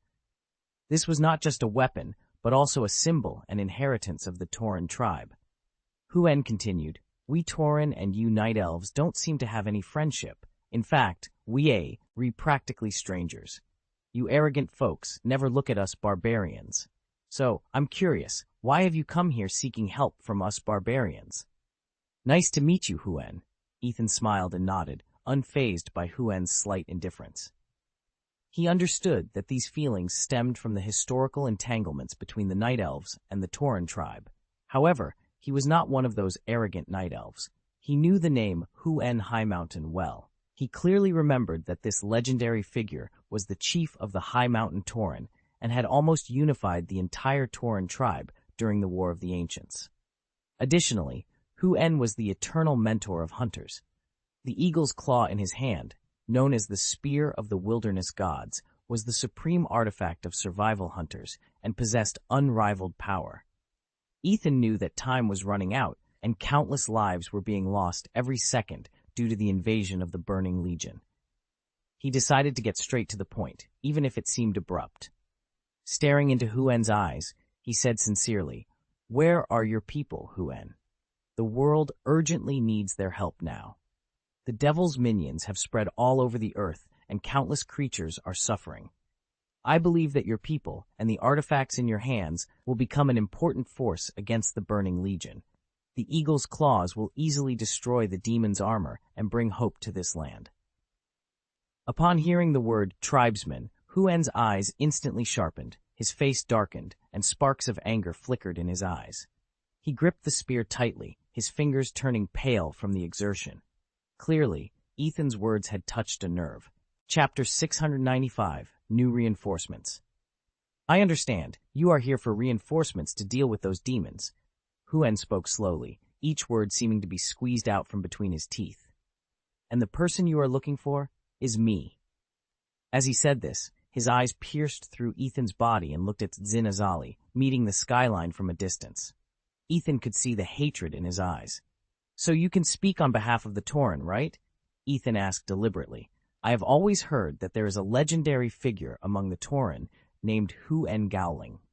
He has been conquering east and west, forming alliances and working hard to unify the various Tauren tribes. You are that person, right?" "That's right. There is only one Huengowling in the world, and that's me. When Huen heard this, he straightened his chest, and his eyes shone with pride. He snorted vigorously, his voice filled with unconcealable pride. Although he was dissatisfied with the arrogant attitude of the night elf, at this moment, the fact that the arrogant night elf actually knew his name and deeds made him feel extremely proud and honored. However, Huen's pride did not make him completely let down his guard. He frowned again and stared at Ethan in confusion. But how do you know so much? You guys with long ears never cared in the past about what happens in the wilderness. Compared to most races, the Tauren and Night Elves don't harbor much hatred for each other. The Tauren prefer to live on grasslands, while the Night Elves have little interest in grasslands with sparse trees. These nature-advocating creatures prefer woodlands. Ethan smiled slightly, already prepared. He knew that in order for this Tauren warrior to trust him completely, he must give a reasonable explanation. He calmly opened his eyes and told a lie. I once left the Dark Knight Empire, traveled around, and made many friends of different races. I heard about your deeds from a friend of the Bloodhoof tribe. When Huen heard this, his brows relaxed a little. He knew that the Bloodhoof tribe was a powerful tribe among the Tauren and had some contact with the Night Elves. Ethan hearing about his deeds from them was reasonable. Moreover, compared to most races, the hatred between Tauren and Night Elves is not deep. The Tauren like to live in vast grasslands, while Night Elves prefer dense woodlands. There is not much conflict between the two races in their living habits and territorial choices. Bloodhoof? Huengowling's eyes flashed with recognition. He nodded slowly, and his gaze towards Ethan became much gentler. I seem to have heard of this last name. Since you learned about my deeds from them, you can be considered a friend of our Tauren. He snorted and continued. Since you are a friend, it doesn't hurt to let you know some things. To be honest, not only you guys with long ears, but also my tribe has suffered when the monsters burning with green flames attacked. Huen's voice was low and full of anger. Those hateful guys, they slaughtered my people, destroyed our home, and plunged our lives into endless fear and despair, Lord of Pain. When Ethan heard this, he was shocked. He quickly put his hand on his left chest and bowed deeply to express his condolences for the lost lives and sympathy for the Huen tribe. So, I vow to drive these evil guys out of this world. I will never let them continue to do whatever they want and trample on our homes and lives. Huengowling confessed his purpose of coming. It is said that their main battlefield is in your country with long ears. So before launching a full-scale attack, I plan to come over and conduct a reconnaissance in person. First, I want to serve as a front line for my people, and secondly, I hope to find more like-minded allies to fight side by side to completely eliminate these guys. You actually came to investigate alone? Ethan blurted out, his face full of surprise. In his opinion, such an action was tantamount to breaking into a dragon's lair and a tiger's den single-handedly. The task required immense courage and strength. Huengowling, as the leader of his clan, undertook it without even bringing a companion. He was truly unique. The Tauren Huengowling in front of Ethan nodded proudly, exuding confidence in his own strength. He waved the spear in his hand, and the tip of the spear drew a sharp arc in the air, showcasing his battle prowess. Ethan noticed more than 20 braids hanging from his clothes, each representing an opponent he had killed in battle. Most of these braids hung around his chin, swaying gently with his movements, as if narrating his bravery and glory. Indeed, as a legendary hunter, Huengowling was well qualified for this task. Great! Ethan clapped his hands and replied happily, Black Crow Castle needs your help now. If you want to know information about the devil, just ask me. I promise to tell you everything. After learning about the war so far described by Ethan and the staggering strength of the devil's side, Huengowling took a deep breath. He had originally thought that the demon team invading their tribe was formidable enough, but now he realized he had underestimated this race. At the same time, he became more determined to form an alliance with the Night Elves. Upon seeing this, Ethan felt an indescribable inspiration in his heart. With the legendary Tauren chief joining them, their strength would be greatly increased. However, he also knew the simplicity and straightforwardness of the Tauren, and worried they might encounter unnecessary trouble in the complicated alliance relationships. So he solemnly reminded unveiling, "Go and talk to Gerard Shadowsong. He is the most friendly general to foreign races in the Resistance. With him, you can avoid many unnecessary misunderstandings and conflicts." Otherwise, Ethan was worried that they might anger Star Eye, and it would be disastrous if the unlearned and incompetent flag commander ran away in anger. unveiling nodded, indicating that he had remembered Ethan's suggestion. After bidding farewell to this admirable Tauren chief, Ethan left the wilderness with high expectations. His mission was far from complete. Next, he would continue to look for potential allies, such as Quilboars and Furbolgs. As long as they were willing to fight for this world, they would be valuable companions. In fact, Ethan never imagined that his operation would go so smoothly. He had originally thought he would have to wander around the vast grassland for a month or two before finding traces of the Tauren. Unexpectedly, he met the leader of the Tauren so quickly, and what delighted him even more was that the leader offered to help with almost no hesitation. All this gave Ethan confidence in his next move. Chapter 696, Death of Star Eyes. Archimonde stood on the high ground, his gaze as cold and deep as an abyss, surveying the battlefield below. His warriors were in full retreat. On the blood-soaked ground, wave after wave of demon soldiers fell. Their bodies were shattered under the sharp blades of the elves or trampled to pieces beneath the hooves of the night elves' ferocious mounts. Despite the demons' fierce and frantic counterattacks, they seemed unable to overcome the steadfast defenders of Black Crow Fortress. Archimonde observed this tragedy with a panoramic view, yet surprisingly, no trace of anger marred his face. Instead, a faint smile played at the corners of his lips. He watched as the once powerful dragons left one after another after killing each other and saw Ravencrest fall, unable to wield his weapon any longer. The druid who had dared to challenge Neltharion and caused a large-scale storm was absent from the battlefield. Archimonde knew that the strength of the Resistance army had reached its lowest point. Archimonde deeply admired the power of the druid, recognizing him as an opponent worthy of respect. But at this moment, as he looked at the rebels growing weary in the melee, an indescribable excitement surged within him. "Now," he hissed softly, his voice dripping with cruelty, "it's time." His gaze penetrated the chaos of the battlefield, already envisioning the coming victory. Jared shuttled among the ruins of the camp, calling out at the top of his lungs to every soldier who could still fight. However, the sight before him weighed heavily on his heart. Demons were attacking everywhere, and the resistance lines were in peril.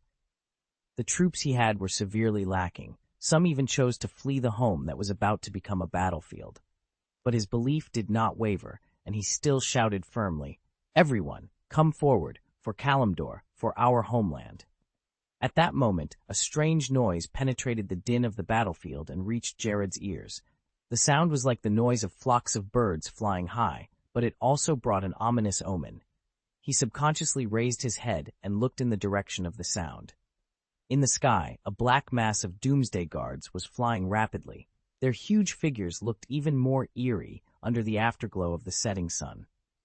Each Doomsday Guard was holding a huge jar tightly, and wisps of black smoke floated out of the jars from time to time, as if heralding the coming disaster. "A loon above," Jarod exclaimed. He clearly saw that those jars were a significant burden for the Doom Guards, making it extremely difficult for them to fly while holding them. However, this did not slow their speed. They still flew towards the battlefield at full speed, rushing directly towards the elves guarding the front line, and then flew to the center of the team. Jared Shadowsong stared closely at these demons. The battle on the ground had entered a fierce stage. Many soldiers were deeply involved and had no time to care about the threats in the air. Their commander, Desdale Sterai, was equally unaware of the impending danger. Jarod took a deep breath, knowing that he was shouldering a great responsibility at this moment. The sacrifice of Lord Ravencrest had caused their team to lose its backbone, and now the sudden attack of the Doomguard had plunged them into an unprecedented crisis. Apart from Sterai, there was no one else he could count on, and he had to remind the commander immediately. Even if, in his heart, Sterai was an incompetent leader, That was at least better than having no commander at all. He quickly jumped onto his night saber mount, Bard. This loyal beast seemed to sense the tension and determination of its owner.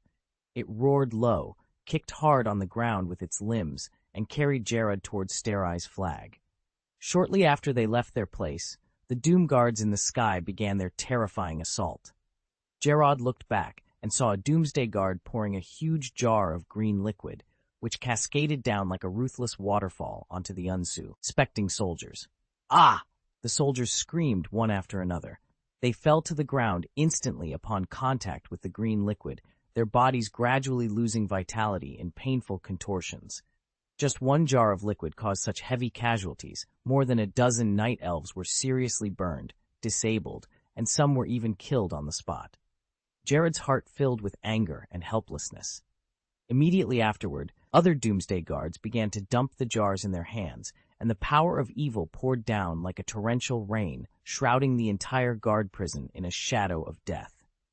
The soldiers fled in all directions, their formation completely collapsing, and there was nothing they could do in the face of this sudden disaster.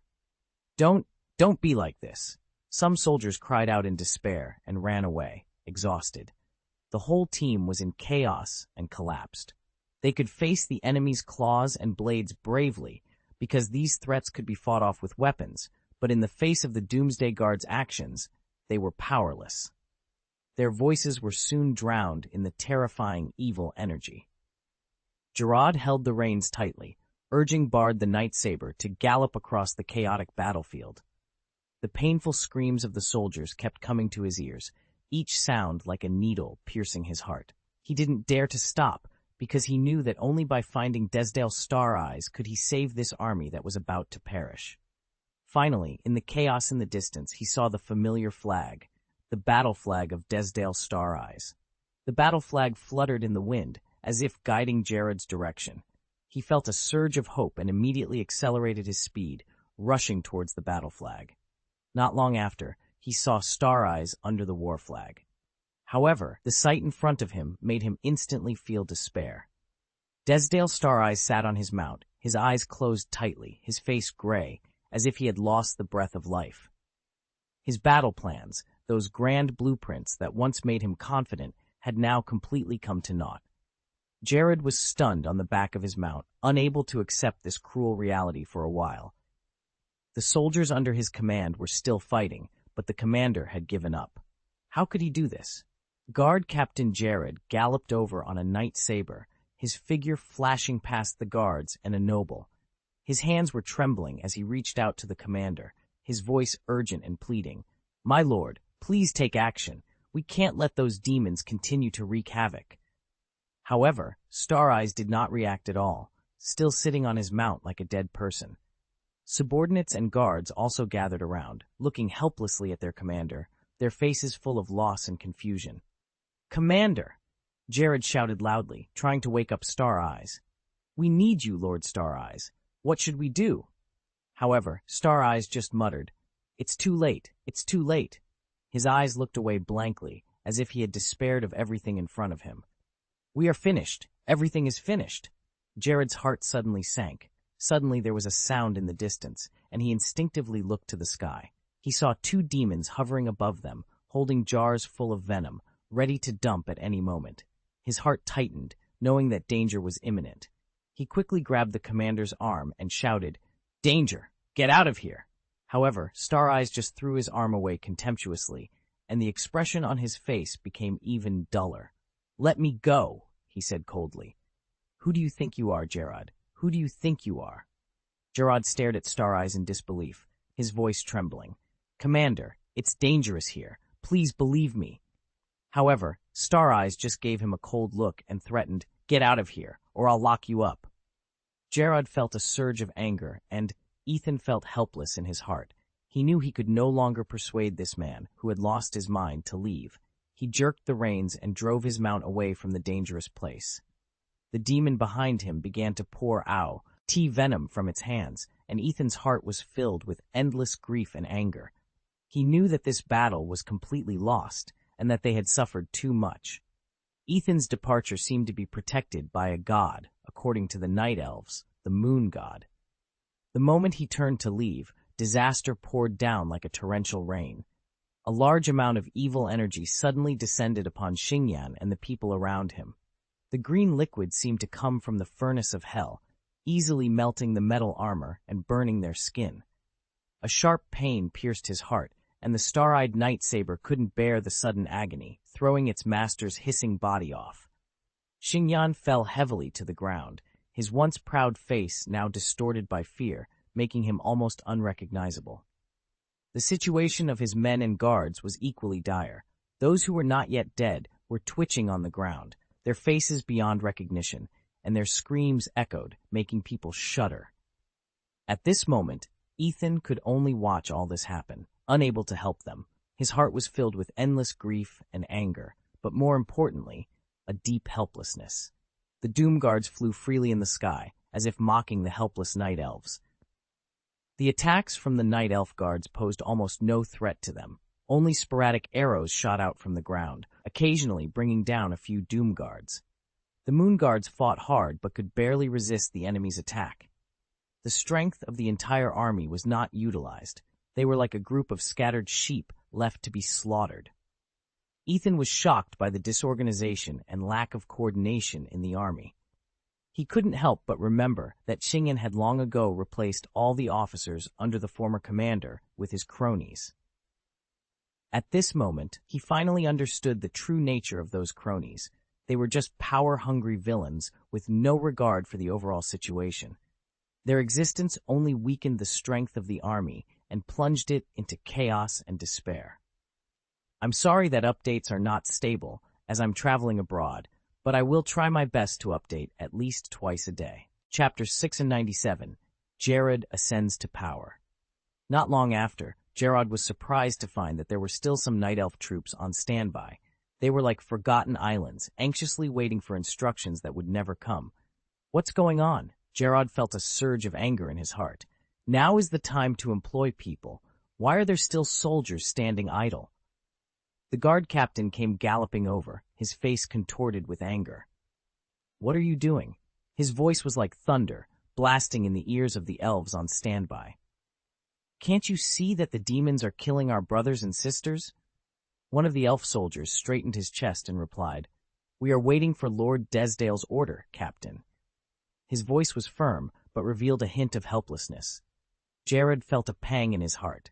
He understood that these soldiers did not know of their commander's death and thought that their noble lord would summon them at any moment. He took a deep breath, suppressing the anger and frustration within him. How many archers are there in this army? He asked. Dozens, Captain of the Guard, the soldier replied. Although this was far from enough to fight those evil demons, it was better than nothing. A flash of determination crossed Jared's eyes. Archers, get ready. Others, form a protective circle around them. Aim at those doomsday guards and take them down. The soldier immediately issued the order, and the entire unit sprang into action. The archers quickly took up favorable positions, nocked arrows, and drew their bows, aiming at the doomsday guards flying wantonly in the air. Others formed a circle to protect the archers. At that moment, a man rode his mount quickly to Jared.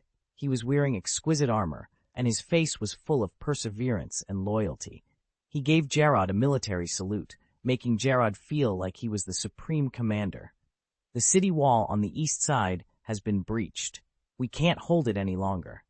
The voice of the messenger was full of anxiety and despair. He pointed to a strategic point behind him near the middle. The commander in charge of the defense there sent me to ask for reinforcements. We need more troops, or everything will be lost. Jared's heart sank. He immediately thought of the new friends who had arrived 2 days ago, the warriors of the Tauren tribe. They had traveled through passes guarded by demons, enduring countless hardships, and had finally arrived near the resistance camp, looking for him by name, Jared Shadowsong.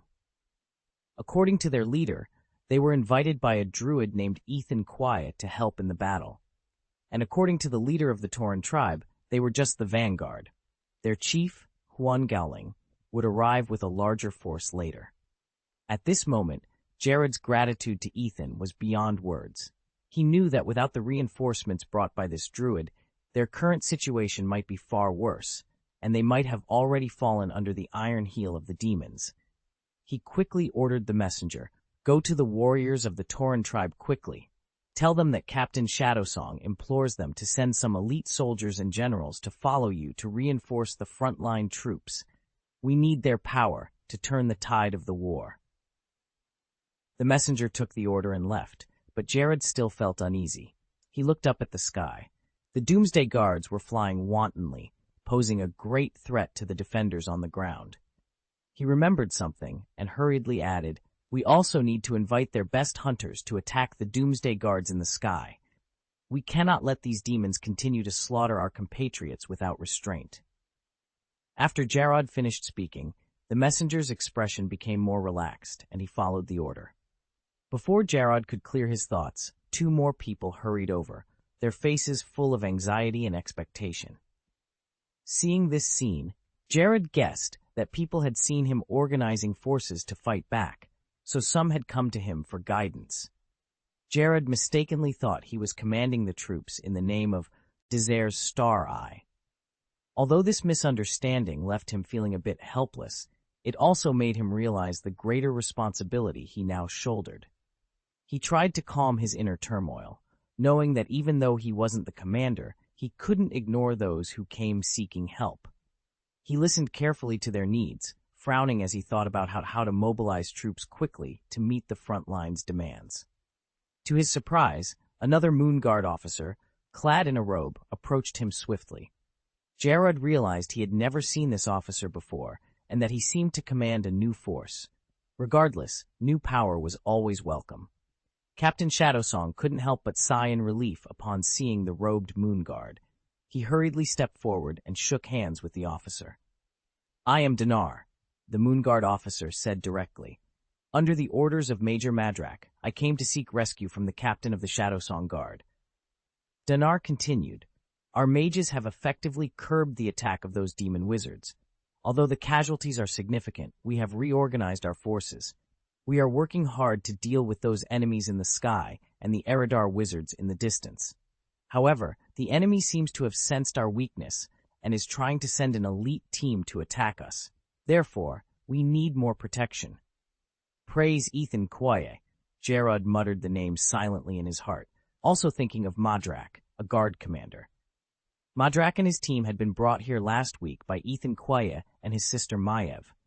They were originally the elite troops arranged by the Queen to guard Lasal Raza.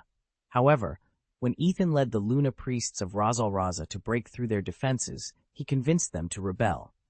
They resolutely chose to join the resistance, becoming an indispensable force in this just war. Now, the demons had launched a fierce counterattack, and the Night Elves' position was in danger. Although the mage group from Black Crow Castle was powerful, they were now overwhelmed. At this critical moment, the new force led by Madrak appeared on the battlefield like divine soldiers descending from heaven. Their arrival undoubtedly injected new hope and life into the Night Elves. Jarod tried hard to swallow the tension and anxiety in his mouth. He didn't want the mages around him to see his panic. He pretended to look calmly at the left-wing troops in the distance, but saw a heartbreaking sight. Several rows of soldiers were tightly packed together, fighting the approaching demons. The soldiers in the front row couldn't form a team, and those in the back row were unable to support them effectively. The soldiers were extremely anxious because they couldn't exert their strength. Under the pushing and shoving from behind, many front row soldiers died tragically under the enemy's blade. He hurriedly pulled a soldier from the team and issued a quick order. "I order you to follow him to the left wing immediately. Quickly draw a small group of troops from that army to support Major Madrak. At the same time, tell the others to temporarily take a step back, wait for my orders, and be ready to support the frontline troops at any time." Immediately afterward, various requests and needs came in like a tide, drowning Jarod without giving him any chance to breathe. Even the new Tauren allies anxiously sought help from him, hoping he could guide them and solve their dilemma. Jarod looked around but couldn't find a more authoritative person to replace him, so he had to bite the bullet and answer their questions. His heart was filled with heaviness and helplessness, and he silently prayed that innocent lives would not be sacrificed in vain because of his decision-making. Ethan always paid close attention to the battle unfolding ahead. His soldiers had been pushed to their limits by the relentless onslaught of the Doomsday Guard, and it seemed they might collapse at any moment. However, at the last moment, they gritted their teeth and persevered.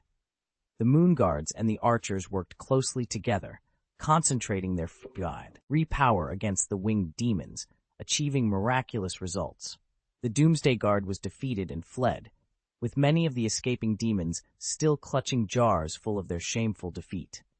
Although the elven army suffered heavy casualties, Ethan breathed a sigh of relief as the battle situation gradually stabilized. He hoped that his decisions would prevent further casualties and bring a glimmer of hope to this difficult battle. However, he knew that this alone was not enough. At this time, a loyal guard and a small group of officers had gathered around him, ready to become his right-hand assistants and messengers. Ethan quickly organized them to better communicate orders and coordinate battle plans. He would rely on their assistance to face the war and the challenges ahead. Seeing that the commotion on the battlefield had subsided a little, Ethan seized this rare opportunity and led his group to higher ground. His purpose was to find a position with good visibility and try to gain insight into the enemy's movements. However, his heart was filled with longing.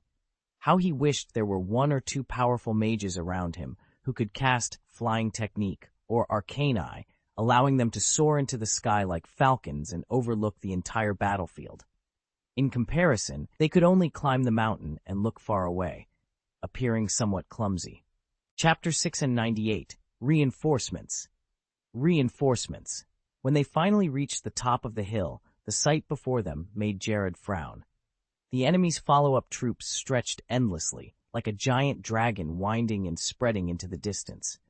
The massive formation and fierce momentum created an invisible sense of oppression.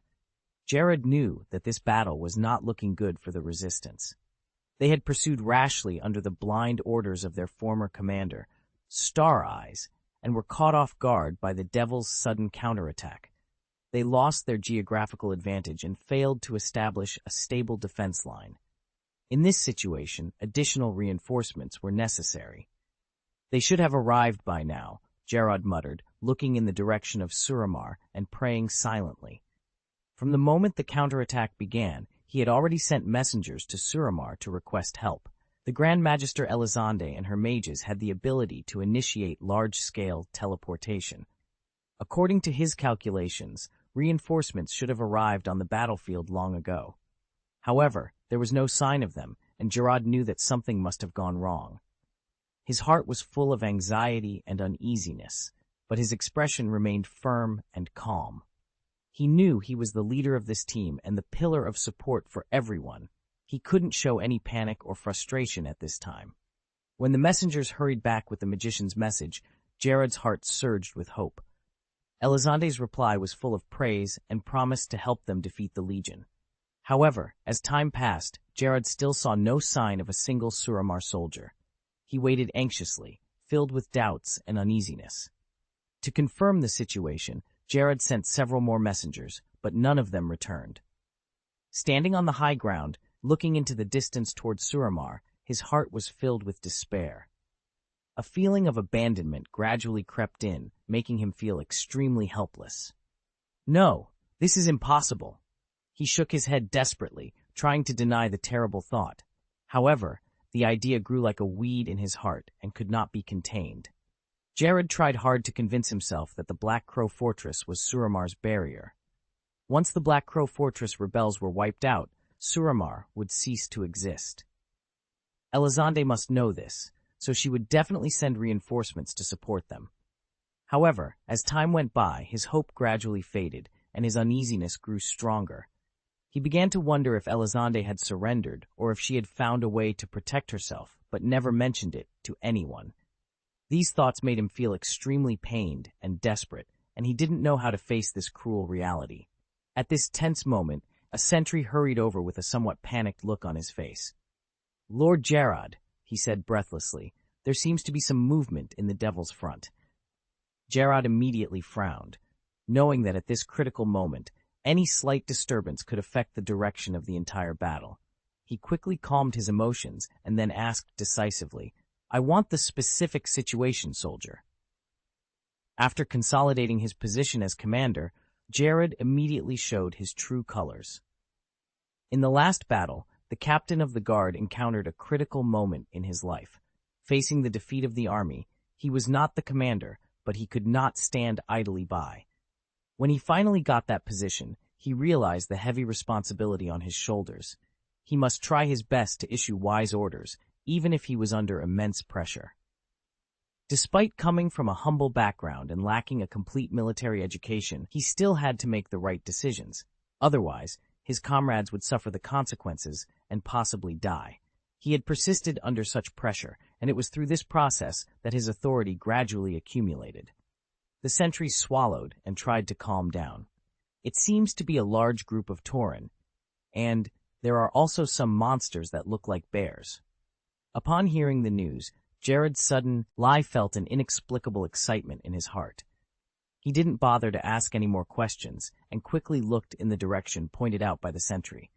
The elf's eyesight had always been sharp, and he soon spotted a Tauren warrior holding a sharp spear, rampaging through the demon's front like a wild rhinoceros.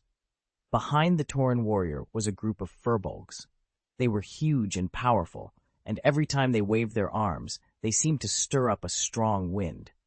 "It's reinforcements." Shadowsong's voice was full of excitement. Hearing these words was like a bright fire cutting through the silence in the darkness, instantly igniting hope in everyone's hearts. Jared stood on the high ground, looking firmly into the distance. He did not say anything more, nor did he reveal where the support army came from. He saw the troops promised by the Tauren and a group of furbolgs. The reinforcements from Suramar, which Jared had always thought he relied on, never came, which was a bit disappointing. On the contrary, Ethan Kuya, whom Jared had never considered, had been bringing him surprises. It was clear which side was more reliable. This druid not only brought the large army he promised, but also brought this group of powerful furbolgs. Their joining undoubtedly injected new vitality and hope into the resistance. "The time has come!" Jared raised his sword high and shouted loudly, "Blow the horn, and let us fight the devil." His voice was full of determination and confidence, as if he had already seen the victory scene. This was a crazy order, but it was also an order full of courage and determination. In fact, Jared Shadowsong had always been unwilling to be the commander of the army. He wore a suit of shining armor. Although this set of armor did not have gorgeous heraldic decorations, the red and orange arcs on the upper body outlined a unique beauty. His cloak was also the same color, fluttering gently in the wind like a burning flame. He wore a helmet decorated with heraldry, and behind the helmet was a tail braided with night saber hair, which looked both majestic and mysterious. In the past, he didn't have much ambition. He only hoped that he could get an official position and wear beautiful armor commensurate with his position. But now, he forced himself to change this idea. He no longer just fought for personal honor and status, but for the survival and dignity of the entire elven race. No one dared to question or argue with Jared's orders. The performance of the guard captain impressed everyone. He set an example and rushed to the devil's front. Under his leadership, the elven army pounced on the enemy like tigers descending from a mountain. For a moment, the battlefield was filled with loud killing sounds and the shadows of swords clashing. A wounded white stag? Huan Gaoling had never seen such a beautiful and harmonious creature. Its horns were bent just right, as if they were a masterpiece of nature. However, the demon blood staining the horns destroyed this harmony and made Huan feel sick. He couldn't help but feel a surge of respect in his heart. Mother Earth, even animals like this are bravely defending Azeroth. How can they, the Tauren who are warriors, back down? Huan lowered his head carefully and gently touched the wound of the white stag. The beautiful animal seemed to feel his kindness, trembled slightly, and then shrank its body warily. Huan was surprised to find that its eyes were shining with a faint blue light, as if they contained some mysterious power. "Are you doing? This is not hunting time," a rough voice interrupted Ethan's thoughts. Unk, the furbolg leader, walked up behind him curiously, looking at his new friend and the injured stag. Unk's body exuded a strong fighting spirit, and his shoulders and arms were sore from continuously battling demons. However, his eyes remained firm and sharp, revealing his desire to fight and his persistence in winning. Ethan was not angered by Unk's words. He knew that the well-meaning leader did not intend any harm. Turning his head, he looked at Unk and said, "I need some time." Then, he took out a spare bandage from his pack and began to dress the stag's wound. The bandage, made of rough linen, became extremely soft in Ethan's hands. He gently wrapped the stag's wound, his eyes full of tenderness and care. He knew that this strong creature was their comrade in arms, and if it could stand again, the demon casualties would be even more severe. Unk stared at Ethan, his feelings complicated and difficult to describe. This Tauren warrior, as described by the druid named Ethan, was so powerful that it was awe-inspiring. When he faced Ethan, he could feel a pressure as heavy as a mountain. However, Unk also saw clearly that Ethan seemed a bit difficult to understand in some aspects. In this battlefield where life and death intertwined, every moment was full of crisis. Yet Ethan put his precious energy into tending to a wounded stag. "Whatever you want," Unk said, shaking his head helplessly. He was not a ruthless person, but he knew that on the battlefield, difficult choices often had to be made. At that moment, out of the corner of his eye, he caught sight of a group of demons rushing towards them. Their ferocious faces and evil aura made the air seem to freeze. Unk suddenly became energetic, stretching his muscles before rushing forward with his men, fearless. Chapter 699, Arrival of Cenarius. While the coalition of Tauren and Furbolgs fought demons on the ground, in the sky above the battlefield, Ronan rode on the back of the red dragon Cleostras, feeling the wind whistling in his ears. He never imagined that one day he would ride a dragon and fight demons. This experience was exhilarating. "Fly faster," he shouted loudly. "I'm right, the air is the best place for you and me to play." Cleostras's voice rang in Ronan's ears as the dragon rushed downward, unleashing a breath of dragon fire. The fiery flames instantly devoured the Abyss Lord who was wreaking havoc below. Seeing this, Ronan's face lit up with a long-lost smile.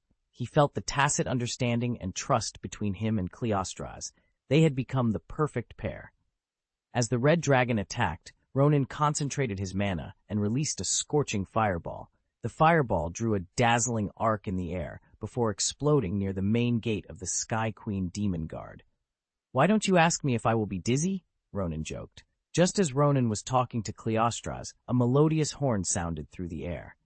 This sound seemed to transcend the barriers of time and space, carrying ancient and mysterious power, making all creatures on Azeroth feel an inexplicable peace of mind. It was like a soothing melody, making the tense and fierce battlefield seem to pause for a moment. Ronan was interrupted from his thoughts by the sudden horn sound. He looked back, trying to find the source of the sound. The sound came from the far right wing, he said to himself. There shouldn't be Night Elf troops there. Did they move? However, Cleostras gave a different answer. That is not the horn of the Night Elves. That is the horn of the demigod Cenarius. When he mentioned this name, even Cleostras, a proud dragon, spoke with awe and respect. Ronan was no stranger to Cenarius. Although the demigod had been hostile to them when they first arrived in this land, Ronan had heard many heroic deeds about Cenarius from Crassus. He knew that this demigod held a high status in the hearts of the elves. He taught them the ways of druidry and became a guiding light in their hearts. Ronan looked up and finally spotted Cenarius' figure. He stood on a mountain corner, like a majestic peak, overlooking the entire battlefield. In the jungle behind him, tall ancient trees slowly walked out, as if they were his guardians. The horn sounded again, and this time, Ronan was sure it came from the Night Elves. He saw the Night Elf resistance as the demons were busy dealing with the sudden appearance of enemies. A general attack was suddenly launched. Without any communication between the two sides, there was a tacit cooperation. With the influx of reinforcements, the strength of the elven team surged instantly. The strength of Azeroth's resistance had become a torrent that could not be underestimated. Even the Furbolgs found their own strength in this torrent. They waved the giant sticks in their hands, guarding the back row of the team with unparalleled strength. Whenever a Doom Guard tried to break through the front line and fly towards the vulnerable mages and archers in the back row, the furbolgs would rush forward mercilessly and smash their heads to pieces with a club. The battlefield was filled with gunpowder smoke, and Ronan, amidst it all, couldn't help but think of the tragic war between the Alliance and the Horde. For some reason, his blood boiled. While chanting incantations and casting spells, he glanced around with sharp eyes, looking for where his power was needed. Suddenly, his eyes fixed on a figure. The figure was extremely burly, followed closely by a white, muscular stag, like a patron saint on the battlefield. Ronan took a closer look and found that the figure was actually a Tauren warrior, but much taller than any Tauren he had ever seen. Even the Tauren chief, Cairn Bloodhoof, would seem small in comparison. 1,000 years later, the Tauren warrior stood taller than any other Tauren Ethan had ever seen. There was no comparison. At this moment, he was charging alone towards a towering, fearsome demon. "It's Tichondrius," Cleostras exclaimed, surprise evident in his voice. "I didn't expect the leader of the Dreadlords to come to the battlefield in person. Holy light, does that Tauren warrior know what he's doing? How dare he face a powerful enemy like Tichondrius alone?" Luo Ning shouted anxiously from the air. "We must help him. He cannot face such danger alone." However, Cleostras shook his head. "No need. Look at the little guy behind him," he said, pointing to a small animal following the Tauren warrior. "That is the dear demigod Etro, the loyal companion of the demigod Cenarius. It seems that this Tauren friend has received the favor and power of the forest god. We just need to believe in him enough to overcome all difficulties." Luo Ning was about to speak when his attention was drawn to some figures in the distance. He saw huge, winged creatures and a group of strange-looking demons. Although he had seen the power of the Burning Legion in the future, he still could not accurately identify the types of demons at this moment. The enemy's roar was so terrifying that the whole earth seemed to be shaking.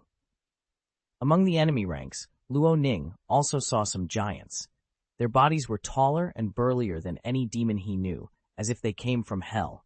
The winged creatures did not remind Luo Ning of the Doom Guard, although there were indeed other demons in the Burning Legion who could fly.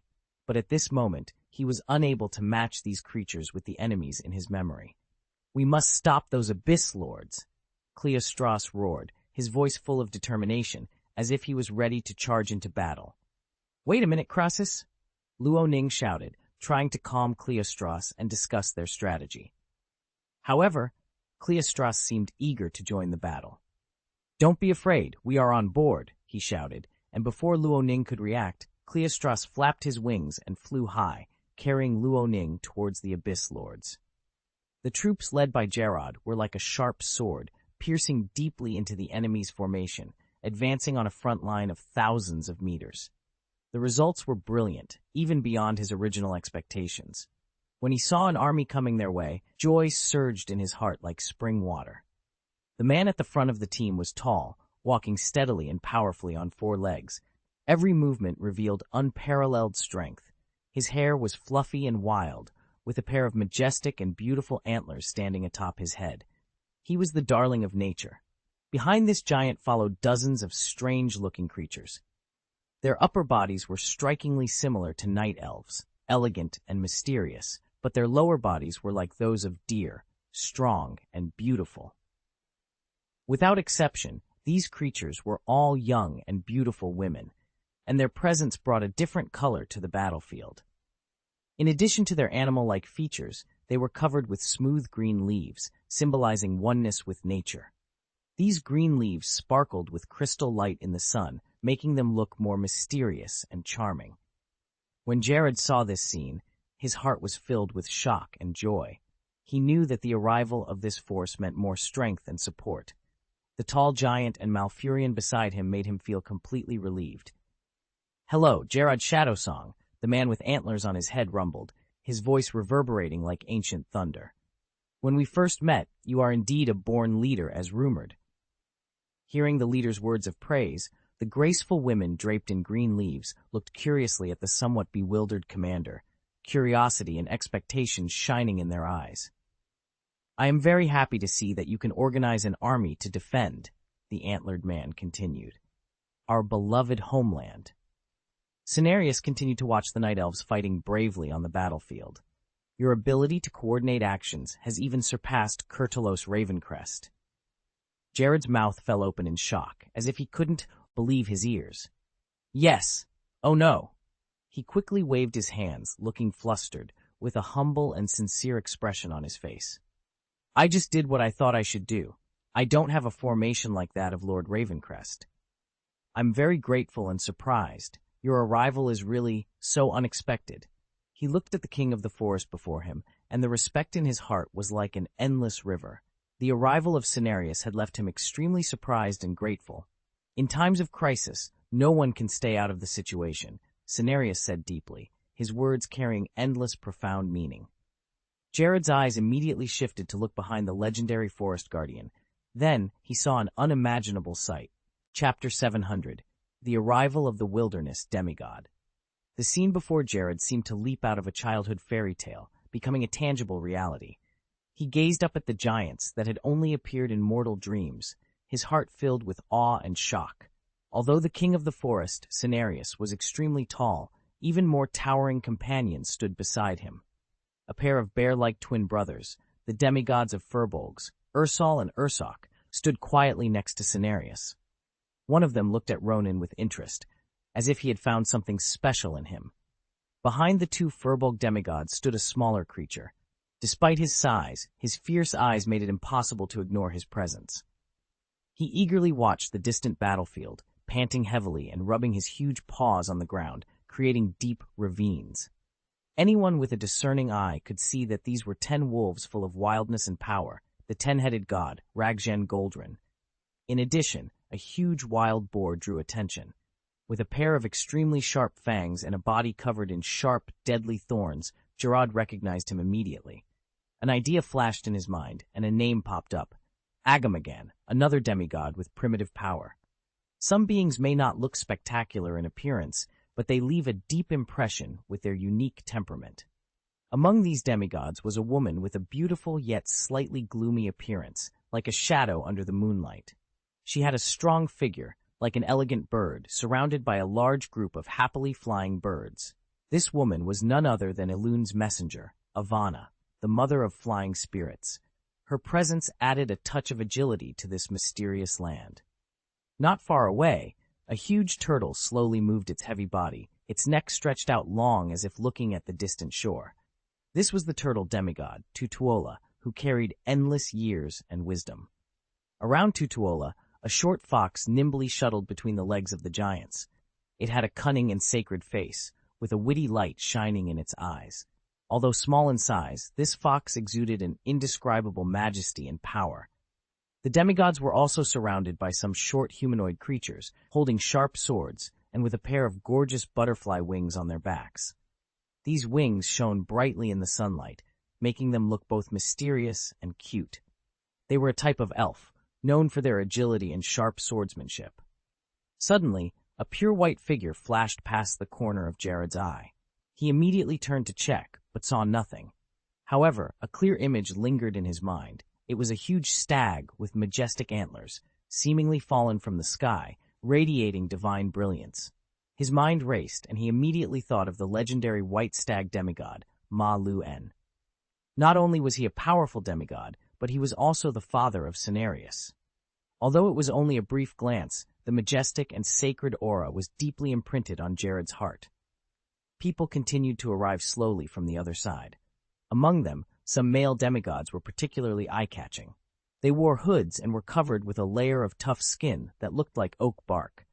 Their steps were steady and powerful, as if each step carried the power of the earth. In the air, chimeras and griffons spread their wings and flew high, their wings cutting through the air with a whooshing sound. The presence of these flying giants provided crucial power to ensure the Resistance's air supremacy. At the same time, some plant demigods, shaped like huge moving trees, swayed patiently in the wind. Further away, dozens of unique-looking beings attracted the mage's attention. Although they had different shapes, each one exuded the breath of nature. Jared stared at them intently, trying to describe these wonderful creatures in words, but in the end, he could only shake his head helplessly and marvel at the miraculous craftsmanship of nature. In addition, some more bizarre monsters joined the battlefield. The forest giants and mountain giants stood as tall as hills, their roars aching the heavens and the earth, as if they were about to trample the entire battlefield underfoot. Their arrival undoubtedly injected new strength into the battle. At the same time, the hippogriffs in the sky overlooked the entire battlefield, their eyes as sharp as knives, discerning every tiny movement. Despite the distance, the elves could still feel the power emanating from everyone. They represented the natural forces of this world and were the first creatures created by the Creator.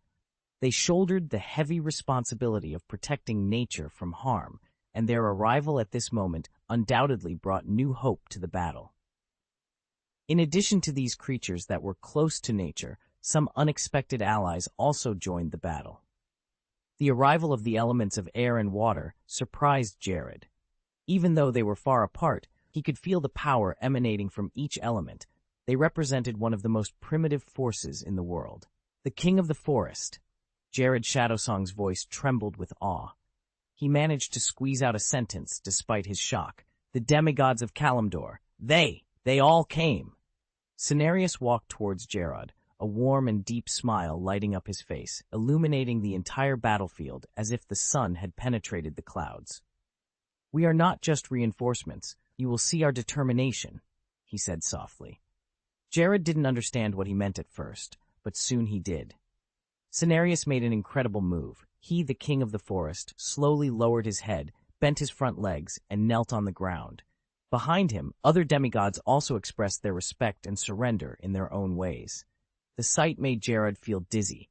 He swallowed hard but found himself speechless.